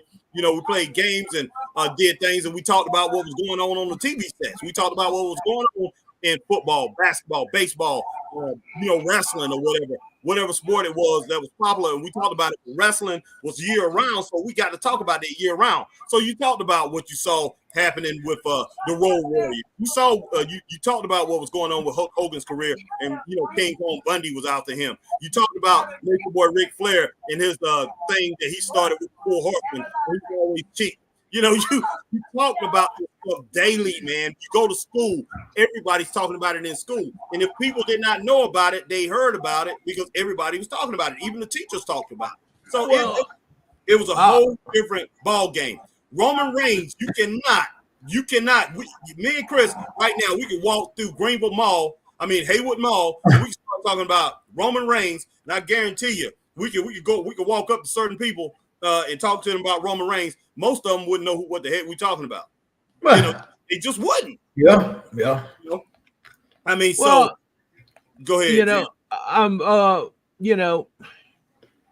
Hulk Hogan's circumstances are different than Roman Reigns. Oh yeah, they're different. They're different than the Rock's. They're different than Austin's. It just boils down to different circumstances. Because Roman's is already Hall of Fame bound. Oh, there's no doubt. Mm-hmm. He's Hall of Fame bound for what he has done in wrestling. Do I think Hogan is the greatest? No, I don't. Now just understand, that's my personal opinion. I don't think Hogan's the greatest. I think if you're going to call, I'm going to go the technical route and say that the greatest would have to be, and this is no joke, Lou Thez. Because Lou could actually legitimately hurt you. I did an interview with Jerry Oates. Do you remember Jerry and Ted Oates? Oh yeah. Yeah, Jerry Oates had wrestled Luthez, and he said in that interview, he said that man would hurt you if you. Of course. I mean, now if you come down to legit wrestlers, man, wrestlers, man, guys that can actually shoot on you, boy. Yeah. Yeah, I mean, they can shoot on you and beat you. Yeah, man, it's a whole different ball game. Then you got to start throwing in people, man. You got to start throwing in people like Brock Lesnar. You got to throw in Ron Simmons. You got to throw in Haku. You talking about people that can just actually beat you up in real life. You got to throw in Ernie Ladd. You start talking about those guys. You start talking about the greatest guys that can really actually fight. Then, Blackjack Mulligan, you got to throw in those guys, man, that can actually take you apart. It's a whole different ball game, man. Yeah, Luthez probably one of the greatest fighters of all time. Buddy, what is his name? Buddy Rogers. Buddy Rogers, yeah, Buddy Rogers, man. At 76 years old, he stopped a robbery up in Florida. He beat up 2 guys trying to rob a convenience store. That was in the newspapers, man. He beat those guys up. He beat up young guys that was trying to rob or was that Luthez that did that? It might have been Luthez that did that, but it was either one of those two, and it was in the newspaper. Those guys actually fight, man. But if you go in the technical route, there are matches out there of Luthez taking on Vern Gagne, which are absolutely by far some of the best technical wrestling out there. Oh, there's no doubt. And if you talk everybody, if you talk to Kevin Nash, you talk to wrestlers like Jeff Jarrett, people like that, they're going to say one person is the toughest, and that's Haku. Dick Slater was tough. Stan the Lariat Hansen was tough as well. I mean, look at what he did. You're getting one. Well, I mean, look at what he did with Vader. Harley Race, yeah. He over in Japan, he popped his eyeball out. Mm-hmm. Yeah, he did. And of course, Stan is blind as a bat, so he can't tell how hard he's hitting the guy. He popped the dude's eyeball out. Look, I love Lou, man, and Lou, and during his day, Lou was the most popular wrestler in the world. So Lou went worldwide. He did a lot of things, and he drew big wherever he went. There's no ins, ands, and buts about that, man. Mm-hmm. I mean, but I like I say, I'm not gonna call him the greatest wrestler ever, but overall, he may be that. But wow, they're getting Jade and Bianca. I would not position any wrestler as the greatest wrestler ever. That includes Hulk Hogan, because quite frankly, that's an unattainable goal. Nobody, Jim, I don't think there's nobody out here. Nobody's saying that today, that he's the greatest wrestler in the world. Nobody's saying that. I mean, that he's the greatest wrestler ever. You'll be hard pressed to find. How did y'all get going on down this rabbit hole, boy? That's what I want to know. Yeah. Well, I mean, basically the champion. There's an argument for Ric Flair when it comes to that. There's an argument for The Rock. There's an argument for Bret Hart. The Rock cannot be. He cannot be said he's the greatest wrestler to ever do it. There's no way. No. Look, popularity, man. The dude was popular as I don't know what. He was a showman. That's all he is as far as wrestling go. Now, could he been better if he would have dedicated himself to the sport and stayed there, just the sport? Could he ended up being a top 15, top 10 wrestler easily? But no. She can do any and everything. Well, it's all clarity with it. The Rock. Bret Hart is a legit top 15, top 20, top 10 wrestler. Right now. The Rock. In the French culture, we're here to show I would say he's electrifying. Not to throw that pun out there, but he is electrifying to a degree. That is. Yeah, no doubt about that. All right, man, I got to get all these comments. Like I say, that's what we do, Jim. I know a lot of people come on here. You know, Bro, like, that's all, how'd y'all get on this rabbit hole, boy? I don't know, man, but like I say, you know, it's I don't cool. know, I don't man. mind talking about that. All right, Glenn White said, don't forget Booker T. That damn Booker T. All right, James L. I'm out doing laundry. Okay, all right, Chris, where we at, man? Go down Right there. there. Stack the Bean, this is a great match, by the way. I have that match at 4.5 stars, Chris. Oh yeah, I would be definitely 4.5. Oh, that Yeah. easy. I would go 4.5 myself. Yeah, Alma Clark said, ouch, that hurt 5 in the 0.5 on this match. No, Alma, 5.5 stars. All right, Marcus Brown Backlash, I'm giving an A rating. Yeah. Oh yeah, the show overall, Yeah, I definitely give it 4 stars. 5 stars. Yeah, 4 stars. I got 4 stars on overall rating. So yeah. What about you, Jim? I give that match 4.5.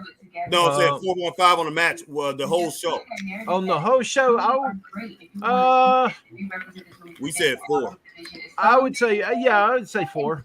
Yeah. All right, cool. Will Riley Sport, this is a good match. I've never seen AJ Styles this big, Jack ever. Yeah, he's huge, man. I don't know what he's taking. That's crazy. Jordan Payne, my Mount Rushmore is Ric Flair, Dusty Rhodes, Macho Man, Undertaker, honorable mention, Paul Orndorff, Stone Cold, Triple H, Sting. Look, I'm with you all the way. Besides, I take Paul Orndorff out of there and I take Triple H out of there. And all the rest of those guys, man, are 100% with you on that. Wesley Flasky. Vince Jr. wouldn't look at you twice if you wasn't 6'8", 280 pounds. What the heck? All right. Wesley Flasky, he said, I mean Vince Jr. Are you winning this title here? All right, Will Riley Sport, don't worry. Alma is not just you. My hay fever is a nightmare. I'm crying. It's a nightmare to live with. Good, premium live event. French fans have been great. Will Riley Sport agree, Chris. This is a good match. AJ Styles, one of the best in the ring in WWE, and Cody too. All right, so somebody need to turn your TV down just a little bit. Oh, okay, man. I know you're listening to what they're saying.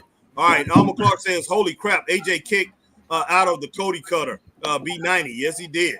All right, Marcus Brown, I love the match, and Cody showing aggression is what I want to keep seeing. Christian Adams, whatever works out playing, AJ is doing him a lot of justice. Yeah, he's on a serious plan, all right. Wesley Bret Hart has to be on the Mount Rushmore. As far as top 10 wrestlers, I got to give him that. Let's see. Jordan Payne, I'm out taking. Yeah. Jordan Payne says later. Okay, Later, Jordan. All right, Jordan, have a good one, man. Thank you for coming in. Will Riley Sport, my top 5 Rushmore. Number 1, Ric Flair. Number 2, Stone Cold. Number 3, The Rock. Number 4, Undertaker. Number 5, John Cena. Sorry, that's 5. Not sure if you agree. Left Bret Hart and Shawn Michaels Hulk off that list. Hey, I can roll with your list, Real Riley Sport. Not bad at all. Alma Clark says 6.5 stars. What a match. Could be match of the year. Holy freaking cow, Batman. Beat 90. Now, talking about match of the year. That match was better than that doggone that match that they just had Bryan Danielson versus Will Ospreay. That was better than that. It was better than that match. All right, go ahead, Chris. Mag says great match for Cody. Excellent pacing. Gets 3 to 3.5 stars. Goodness sake, Mag, you hard on it, man. Ooh-wee. Wow, Mag. Wow. Mag says Cody match. Excellent pacing. 3.5 to 4 stars. Okay. Let's see. Jordan Payne says the show 4 stars. No doubt.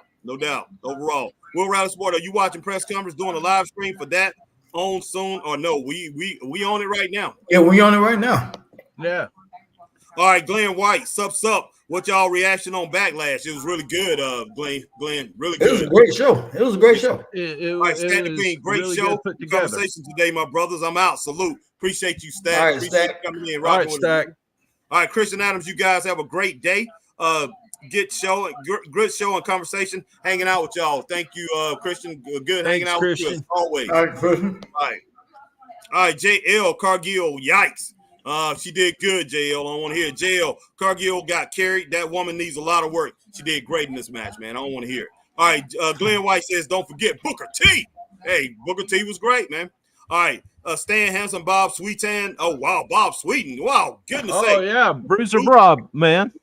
Yeah, Dick the Bruiser Brody. Yeah, I got a Bruiser Bob Sweetan, man. Goodness sake, man.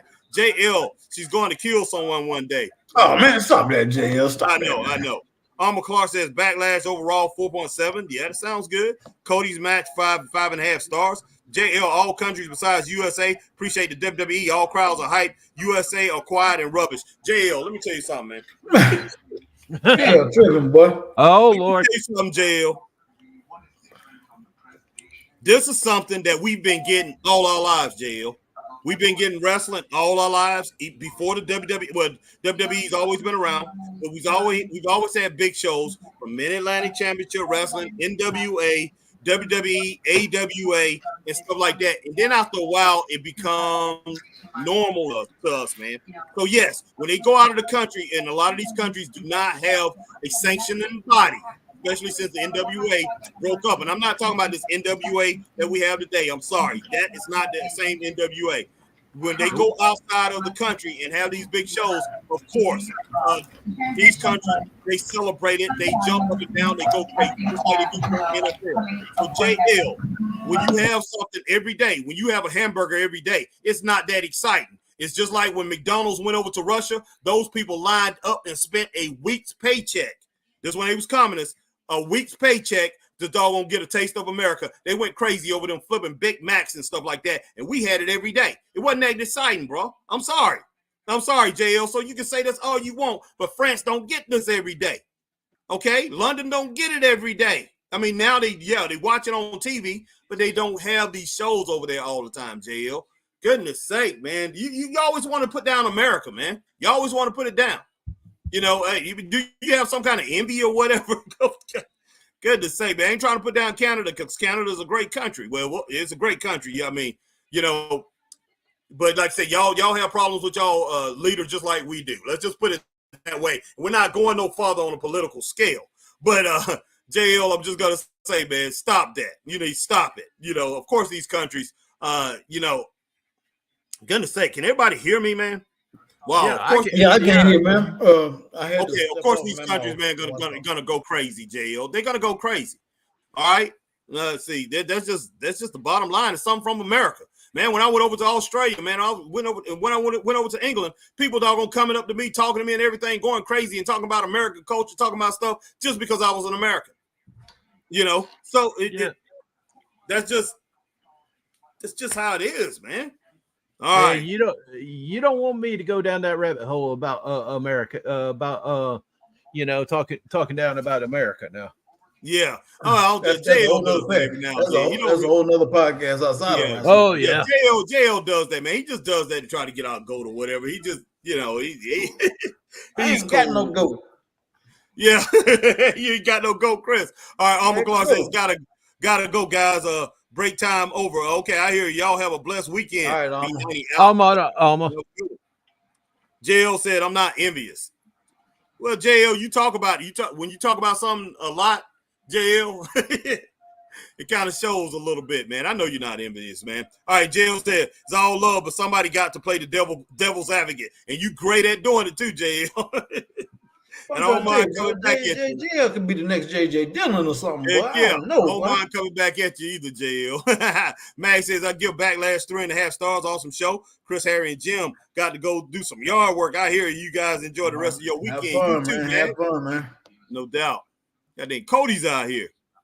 Hey, Harry. Hey, man, we still got time to doggone get to that show tonight if you want to, boy. I don't know, man. I don't know. I have no flipping clue. Unless you got to go pick up the wifey, boy.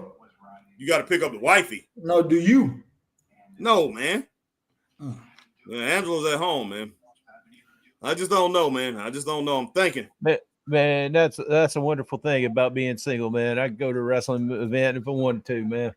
I'm not knocking marriage. Marriage is good, but you know, for some people, just not me. Yeah, I hear you. All right, JL says, so what does Cody want to talk about? We're about to find out. Where's your wife at, Chris? She been at the Apple store since 10 this morning. What in the world? They basically had to tear her phone apart, rebuild it, just to get it to do what it needed to do. Had to take the apps off and everything, all this and all that, and they basically rebuilt her phone.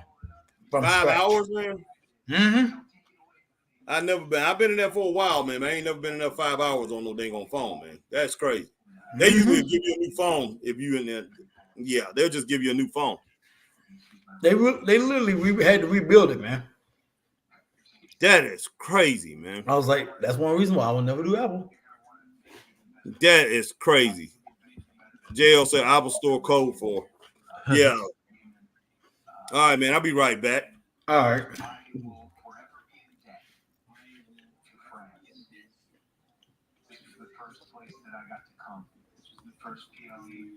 And this was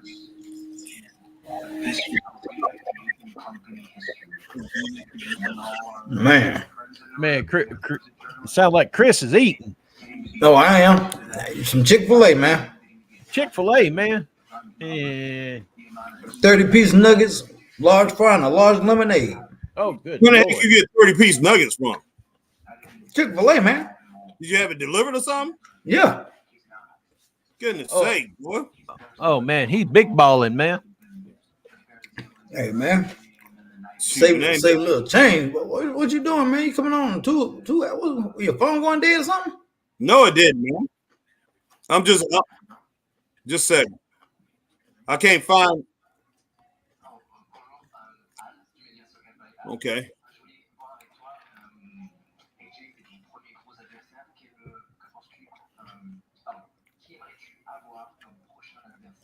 Hey, Chick-fil-A got pretty good chicken, man. Yeah, they do. But Zaxby's is good too, man. Yeah, man. But Bojangles is giving away chicken biscuits, I think, all this month, man. Oh man, Because of the I think Harry said because of the USC Gamecocks Women's Championship celebration. Shoot, a good chicken biscuit in the morning, man, before you go to work. Uh-huh. Man, I remember I remember going to Hardee's, man, and getting a 2 for $5 chicken biscuit. And I'd eat one for breakfast and one for lunch, man. That's some good stuff right there, man.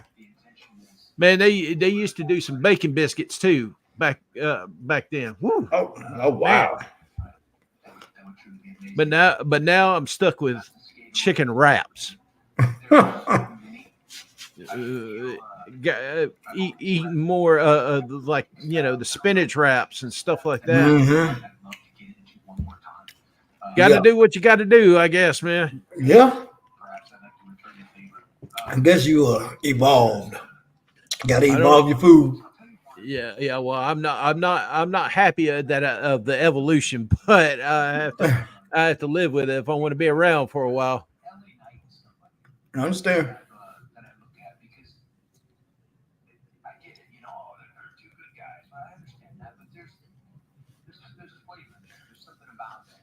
I'm talking about LA Knight. I'll be the first one to say that Cody is very eloquent when he talks, man. Mm-hmm. That he is. Was this considered a SmackDown pay-per-view? Not really, because you had the heavyweight championship on there. Yeah, you had both heavyweight champions on there, and that's why I was saying I didn't know. I wouldn't consider this one of their biggest pay-per-views, but I would consider it a decent pay-per-view. Well, I mean, Chris, I'm sure you remember the In Your House pay-per-views, man. Oh yeah, man, those were good. I remember when they did them, man. When they first started doing them, I thought they won't actually be in somebody's house. Nah, man. Gosh, that's there's two guys in the ether who we've had a similar rivalry. My dad's three favorite rivalries were Superstar Billy Graham, Harley Race, and the Nature Boy Ric Flair. Those are his three greatest. He used to make Ali parallels to who was Frazier. Well, guys, I'm about to hop off here. I got All right, Jim. Medicine. I gotta rest up for the All most right, part. Jim. You have All right, Jim. You have a great evening, man. Have a great afternoon, rest of the afternoon. Then Hey, Jim, and before you go, man, tell everybody where they can find you at, man, before you go, Jim. Man, y'all can find me on Nerdcast. We're on Facebook. Just look for Nerdcast. You can't miss us. We have we pretty much so have you can know that you hit it when you see the Death Star and 2 axes behind it, 2 Stormbreakers from Thor. We talk about wrestling. We talk about anime. We talk about Star Wars. We talk about movies, anything and everything. Come see us. Come join us. You know, Harry and Chris are part of it. They're part of our. Mm-hmm. You know, we're all on there. We're just having fun, man. Just having fun and having a good time. Come and check it out, guys. Definitely come and check out Nerdcast over on Facebook, guys. We definitely appreciate Jim coming in, man, and we appreciate all you guys coming in, rocking for this show. But yeah, Jim definitely added to the show. Man, yes, he did. We appreciate having Jim on here any and every time. Well, I appreciate y'all guys letting me come on here. You know, I try to give an objective point of view. It's kind of hard to though at times. Nah, you do a great job, man. And like I say, we appreciate your insights. No insights. Well, yeah, definitely. Well, I appreciate y'all guys. Thank you for letting me come on here. But I will catch y'all guys later then, man. All right, you take care, Jim. Get up, brother. We'll see you, man. See you. All right, Mr. Chris. Man, this was a good show, man. This was it was. What time they start in Union tonight, man? I want to say 6 o'clock. Sure your wife don't 6 o'clock. Man, when you gonna make it if it's 6 o'clock? So much of what's happening for me on the screen is real. We ain't gonna make it. I think it's 6 o'clock, man. I think it is. Can't be. Most of it got to be like brothers. Was when we were tagging with each other, when we fought against each other. Let me see, man. Such special moments, and there was tumultuous, intense. I got to find out we're brothers also hug and they fight as well. Man. I like to hold on to those. I don't want to taint those, but you asked if we have a conversation. Yeah, Derek live, man. Derek's already there. At WrestleMania. He's live right now, talking about it. Trans-South Wrestling tonight. It's tonight. My brother. And before I had a Sting as a favorite. Oh, it's Trans-South. Yeah, it starts at 6 p.m., man. Man, I ain't gonna be able to make that, man. God almighty. And let me see. That's just the greatest validation ever. You know, you compete with your brother, you compete with your dad, you chase their legacies. You probably can head down there now because you ain't that far away from it. We're all together and what we've done. God almighty, man. Hall of Fame, I think you should. And, you know, love him very much. And we have one more question. Union County Parks and Recreation. Vous nous avez énormément remercié pour nous les Français. Vous avez dit qu'on a été incroyable. Hey, so he ain't gonna be able to do it. Hey, no, man. You know everybody got to eat here, man, and all kind of stuff, but yeah, that ain't gonna happen. I'll be like, I'm gone. I'm gone. Heck yeah, boy. Gotta leave him, boy. God dang, what the heck is going on? But tell him you gonna got doggone leave him some peanut butter and jelly or something, boy. Nah, you're a trip, man.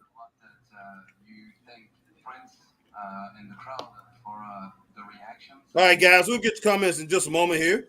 Oh yeah, definitely, guys. Since WrestleMania, there's a new era.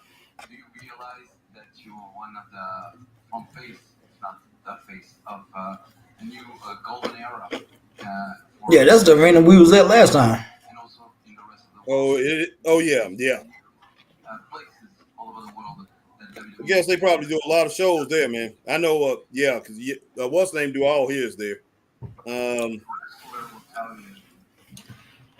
guess Cole does all his there too. Mm-hmm. I'm the lead dog. I'm the quarterback. The wrestler will say all those things and say it with bravado and beat his chest. Oh, but Cruz is gonna be down there, man.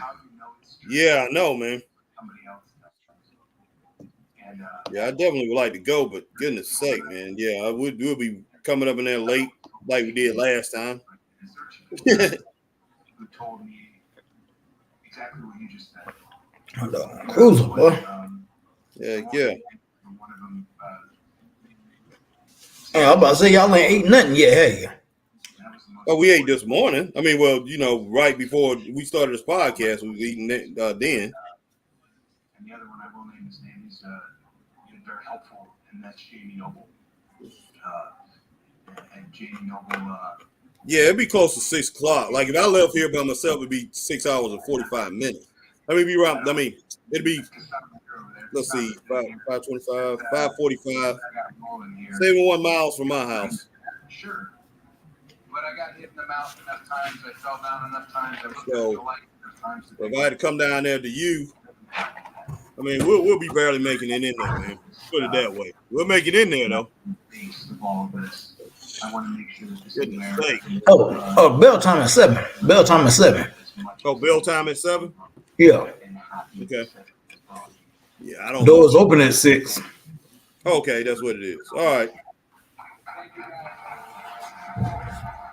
I don't know, man. Let me look at this thing real close, man. There's a lot of people there. I would like to see Chase, Brino, Antonio. Oh, and Chase showed up last night too, man. Yeah, I know he did. They did good. They did 150,000, but you know why they did 150,000. No, they did 150 up. I was like, they got the money. That would have been a record crowd, boy. But they had to hold that thing in the auditorium, boy. Yeah, heck yeah.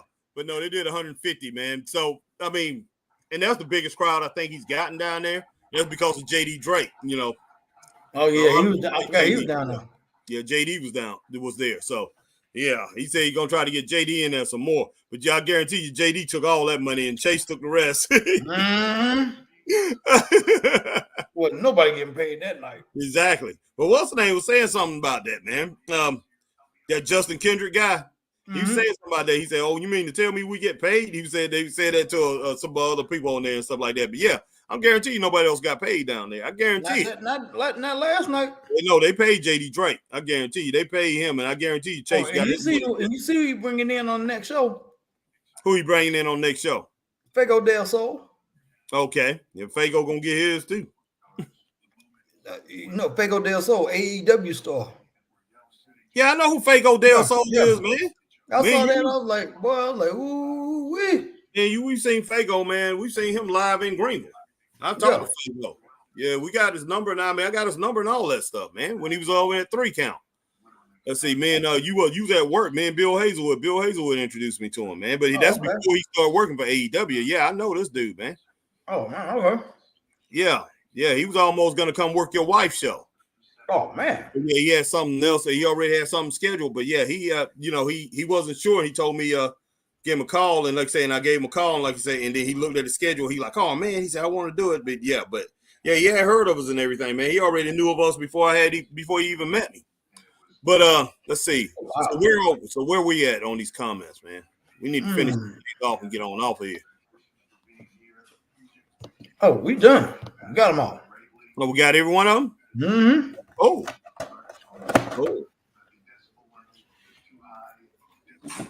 Hey, yeah, so AJ, I mean, last thing was JL Albaco's store code for tripping, man. All right, man, but yeah, I'm about to roll off of this thing, boy. Joe over here eating, boy. I wonder what the actual number was that gate they got tonight. I have no clue, man. I'm pretty sure that thing had to be large, man. That had to be large. 100%. All right, man. Let me go and grab something to eat then, man. Because like I say, man. Because you did in London. You did over $1 million at a house show, a non-televised show. Man, so if you did $1 million at a non-show, what in the heck did you do tonight? No flipping telling, man. It had to be large, Chris. What you think about at least about 10 mil or more? I doubt they did $10 million gate. Oh, I mean, if it's the largest in arena history of WWE, Perry. What's the name of the arena that they was at in France? I'm not sure, but I'm sure we can find out. That's what I'm about to do.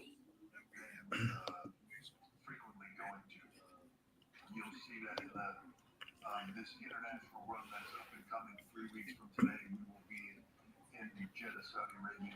Yeah, 3 weeks after that, LDLC Arena in France. 3 weeks after that, See how big that thing is. Money in the Bank. We'll take a Look it up. journey into the U.S.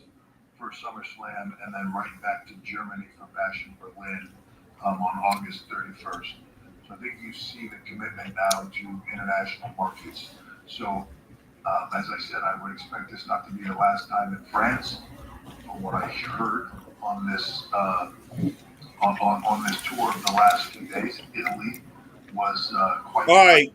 I would when I get home, I will be. It holds 16,000, Chris. And, Okay, so just about same what we hold in. Concerts, yeah. Basketball 12,523, but I figure 16 around 16,000, 15, 16,000 for wrestling. asking how do we get WWE. Goodness sake, man. So if you're doing about 16,000, and that was I'm sure I know it was a sellout. It had to be. Them tickets were going for 3,000, man. In the nosebleed seats. That's crazy. So, and it was sold out here. Yeah, that had to be. They probably did about 7 million, man. A gate, and that's not including what they did for Peacock. I mean, as far as these premium PLEs and what they got from advertisement and everything. They just talking about ticket sales and what came through the door. Yeah, ticket sales, and like I said, I'm pretty sure they got a percentage of the food and all that stuff. They do their own, pretty much. Mm-hmm. They probably and then we ain't even gonna talk about what they did on merchandise. Yeah, they probably leaving out of there with a cool 18 million, if not more, a little bit more. And then think what they did on merchandise. Oh yeah, that's what I'm saying. I'm adding all that in. They probably leaving out of France $18 million. Yeah, just they definitely came out on top. They definitely came out on top. Yeah, exactly. All right, let's get some new comments in here, man. Thoughts on Jay Cargill's comments going from AEW WWE. She said AEW prepared her for the grander stage. Wow, making it seem like AEW is tiny in no comparison to WWE. Well, real rally, I mean, to a degree, it is, but it ain't. AEW is a big company. As far as like being on mainstream, but far as on the stage and the sizes and the way WWE does it is apples and oranges. All right, Will Raleigh, competition I meant. Sorry, okay. Marcus Brown, JL stopped crapping on Cody. He showed out, and there's he's showing aggression. You listen to much BC Amplified, the same geek who does nothing but complain and can never be positive for anything. All right. Will Riley, Jay's comments, the press conference, and less comment. True what she said, but AEW fans won't like what she said. Maybe Tony Khan won't like either. Okay. Will Riley, Marcus Brown, Will Riley. Well, AEW's not even. Mercedes said she's going back to WWE, and AEW ain't the place to become Hall of Fame. And she went out the window the second Cody left. All right, Glenn White, how's y'all feeling about the bloodline? Well, Glenn, man, I think it's gonna end up being two bloodline factions. You're gonna have Solo and The Rock, or possibly The Rock, and that faction versus Roman and another part of the bloodline. And it could possibly be a SummerSlam kind of war, or not SummerSlam, but War Games, Survivor Series, Bloodline versus Bloodline kind of deal. That would be the best scenario, I say. My wife made me some chicken, man. But chicken, it's only what we had leftovers, man. So it's nothing. One chicken leg and a couple biscuits. I'm eating one biscuit.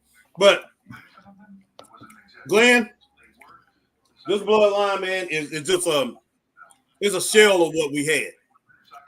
Let's put it that way. It really is. So But I really think they're building towards something else, though. Oh yeah, they're building to something special. There's no doubt about that. It's obviously it's going to take time because of Rock and Roman are gone. Exactly. If they decide to put them in it, which would be the logical thing to do. Yeah, the final culmination when they get everything together, it's going to be explosive. It's going to be great. There's no doubt. But right now, this bloodline cannot hold up. I mean, they can hold it up until everything happens, but I'm saying this bloodline cannot come in and take over the WWE and pretty much own it, kind of like, the old bloodline, was running when they was running things. You know what I'm saying? It's not going to happen. It's not going to look real. It's not going to. It's not going to be as effective as when Roman was running when he was tribal chief. But it's still fun and it's interesting. Yep. Because you see them trying to build towards something, so it's gonna be a slow process. It's gonna be one of those you're like, okay, this is kind of stupid, but I know what they're trying to do and what they're trying to get to. But it's gonna take a while for them to get to that final stage. No doubt. And Harry gonna be like, this is, and you gonna hear Harry say, Solo, this ain't right, this is stupid, this is whack.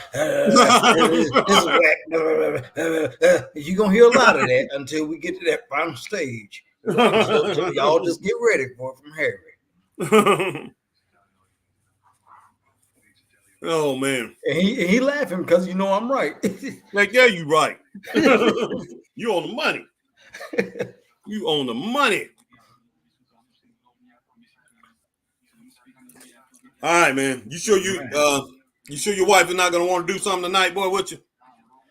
She didn't say nothing to me, man. Like I said, she been at Apple all day, but since 10 this morning.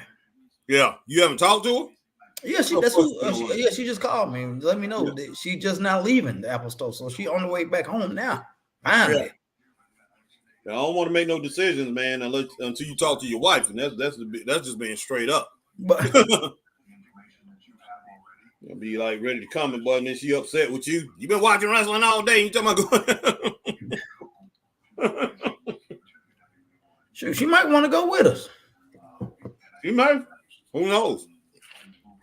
Who knows?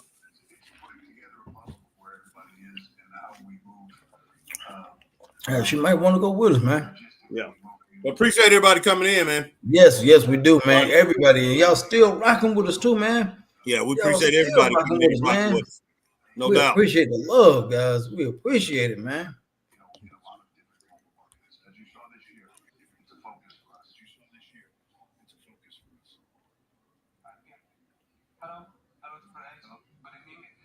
Congrats for this night. I put it in French. SmackDown sold out. Backlash sold out. Man, them jokers, boy, I know, man, that flight back home, boy, he gonna be tired as a mother sucker, boy. Oh, I'm sure, man. I'm sure. Don't tell him how long he's been up. Look at him, boy. He looks dead tired, man. Man, I mean, Harry, much grief we give Triple H, but running an operation that big is no easy thing to do. Oh heck, no, it's not. No ends and buts. No ends and buts about it, and no telling what all responsibilities he has. Because even though they got him just as creative control, that's what he's pretty much over everything, man. Yeah, he gets the final yay and say on a lot of stuff. Oh yeah. And then he gotta look at the numbers of what was selling and who doing what, and he got people under him answering to him like, oh, we did this over in this department. Oh, we did this in that department. We did this over here. And man, yeah, you got to think, man, you getting pulled in about 20 different directions, man. Yeah, that's true. 100%, man. 100%. And then you making these trips overseas, and man, whoa, boy. Hey, I swear, if I was on that plane, boy, I'd be in them all knocked out, boy, when I get back on that plane, boy. I hear you. Glenn White said, who's winning the king or the queen of the ring? I'm going to say, I'll say Gunther's going to win that king of the ring thing. Did he say he's in it? I think he's going to be in it. He might. But if he's in it, you better believe he's going to win it. Okay. Now, as far as a women's King of the Ring, I have no clue. Yeah, and that's going to be in Saudi Arabia in a few months. Mm-hmm. But yeah, I have, like I said, I have Gunther. Now, if Gunther's not in it, I'm gonna roll with LA Knight. Yeah. No, I'll roll with Braun Breaker over LA Knight. If Braun is in it, LA Knight will be a good choice too. Yeah. As much as I don't really care for the dude, it'll be a good choice to win it, man. But they need to make it worth something. So it ain't just saying, "Oh, I won King of the Ring." They need to be like, "Okay, I won King of the Ring. Now I get an opportunity at the title. I'm a number one contender or something." The best scenario is this: give it to let LA Knight win King of the Ring, and let LA Knight go and beat Logan Paul for the title. That's the best scenario. If I was doing it, I was booking it. As much as I don't care for the dude, you have LA Knight win King of the Ring. He's popular as I don't know what. You got to ride that, man. You have to ride that. You let him win King of the Ring, and then he go and beat Logan Paul for the title. And then Logan Paul holds the title, and Logan Paul has has to battle until Gunther gets to him in about 4 or 5 months, and then Gunther takes the title off of him. And that was cement. So you mean LA Knight LA Knight, not Logan Paul? No, I mean LA Knight defeats Logan Paul. Okay, first LA Knight wins the King of the Ring. LA Knight defeats Logan Paul. Then 4 or 5 months later, Gunther takes off LA Knight. That would be my plan right there. Because what would happen off of that is LA Knight, it solidifies his stardom, man. It adds fluff behind it. It adds it crushes his it crushes all his popularity, all the fluff and everything into a diamond, man. It will cement him. It will cement him. So yeah, that's what I would do. And he will always, after that, he will always be a contender. Always. Doesn't matter. Whatever titles out there, and as far as in WWE, he's a contender, man. And whatever he does from then on out. Just having the greatest time of their life. That's the best. When we can do that. So it's not stressful. It's not hard. It's not, for me personally, it's the best. I don't know about all that, because I don't think it's not hard, not stressful. Man, that's a big time job. That's a lot of people you got to try to make happy. It really is. It is a lot of people you got to make happy. Yeah. Mm-hmm.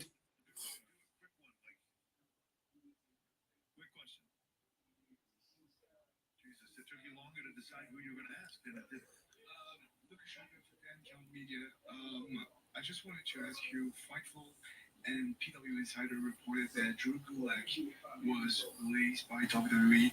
I just wanted you to clarify on the situation, if that was true. And is it... All right, Glenn White said Gabe Stevenson got released. Yes, sir, he did. Yeah, wife just got home, man. Okay. Just got home. She said they had to rebuild literally the inside of her phone just because the up volume button won't work.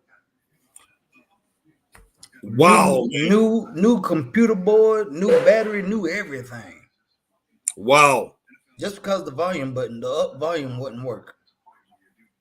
That's crazy. That is crazy, man. Wow. Hey, she didn't have to pay for it though, but still, that's crazy. Yeah. I'm surprised they didn't just give her a new phone, man. I mean, when it boils down to it. Well, basically, it is a new phone, except for the outside. Okay, the phone was already. Yeah, that's true. Well, she said the trim is brand new and the inside is brand new. The front and the back is the same. Oh, okay. Wow. Well, at least she got all that done, man. That's great. Man, but yeah, Gabe Stevenson got released, man. Finally, boy. Yeah, look, man, why he just wasn't worth it, man. He wasn't worth the money. I mean, they already had spent the money on him. Yeah, they just didn't get their return. No, they didn't. Not at all. They just chalked that up. Just take that as a loss. So we got 2 new tag team champions, man. Like I say, look, I thought that was a very entertaining match. It was. Let's see. It was a good match, man. But All right, Glenn White, Gabe Stevenson got released. Yeah, we got that one. But man, yeah, Cody Rhodes. Cody Rhodes is showing that he deserves this title, man. He's the legit world champion, and him. And I'm with Cody. Cody said he would like to do that again. Him and AJ put on a great match. Fantastic. Yeah, they did, man. Yeah, they did. Good. I hope they don't just run away from that. Definitely let those two let them battle a couple more matches, man. Hey, have a series, man. Have a series, man. Exactly. That would be very good for Cody and AJ. Man, yeah, AJ is still showing that he got it. I mean, what else can you say about that, man? Yeah, man. I mean, he's incredible. All right, man. That's basically it. But I'll tell you what, Chris. Whew. Man, what else can you say? That was a good show. That was a good show, man. I mean, I'm just wow. That was a good one, man. Now we just enjoy the rest of our Saturday and see what's gonna happen on Monday. Yeah, exactly. Everybody, man, enjoy the rest of your Saturday. We appreciate you coming on, rocking with the Straight Up Wrestling Show. And until, like, say, Monday, man, or whatever, you might see some other things up from the Straight Up Wrestling Show going into this Monday. But hey, man, like I say, hey, before then, stay straight up, man. But let's go. We're gonna name off a couple people that came in here: Glenn White, Marcus Brown, Will Rallysport, Green Reynolds, J.H., Armour Clark, Christian Adams, and so many. Black Rain 7920. My brother Andre Gent came in, man. Jordan Payne. Jordan Wesley Payne rocking Wesley Flasky, Stack the Bean. Oh, yeah. Scott Larson, man, from Hashtag Truth came in. We appreciate our man Jim Rogers rocking with us tonight. Yes, Jim Rogers, man. Jim Rogers came in. Special guest Jim Rogers came in, man. Who else came in, man? You said Michael Human came in. Whew, man, there's a lot of people, man. Yeah, we had some other people, but yeah, we didn't mention your name. We sorry about that. Hey, we always want to mention everybody's name, but we mentioned a good bit of people there. But we definitely appreciate everybody, man, coming in, rocking with the Straight Up Wrestling Show tonight, guys. We are out of here, man. Stay straight up. We'll talk to you guys later. We'll see you Monday. Stay straight up. Peace. Peace. Take me a nap. We'll get ready for the night.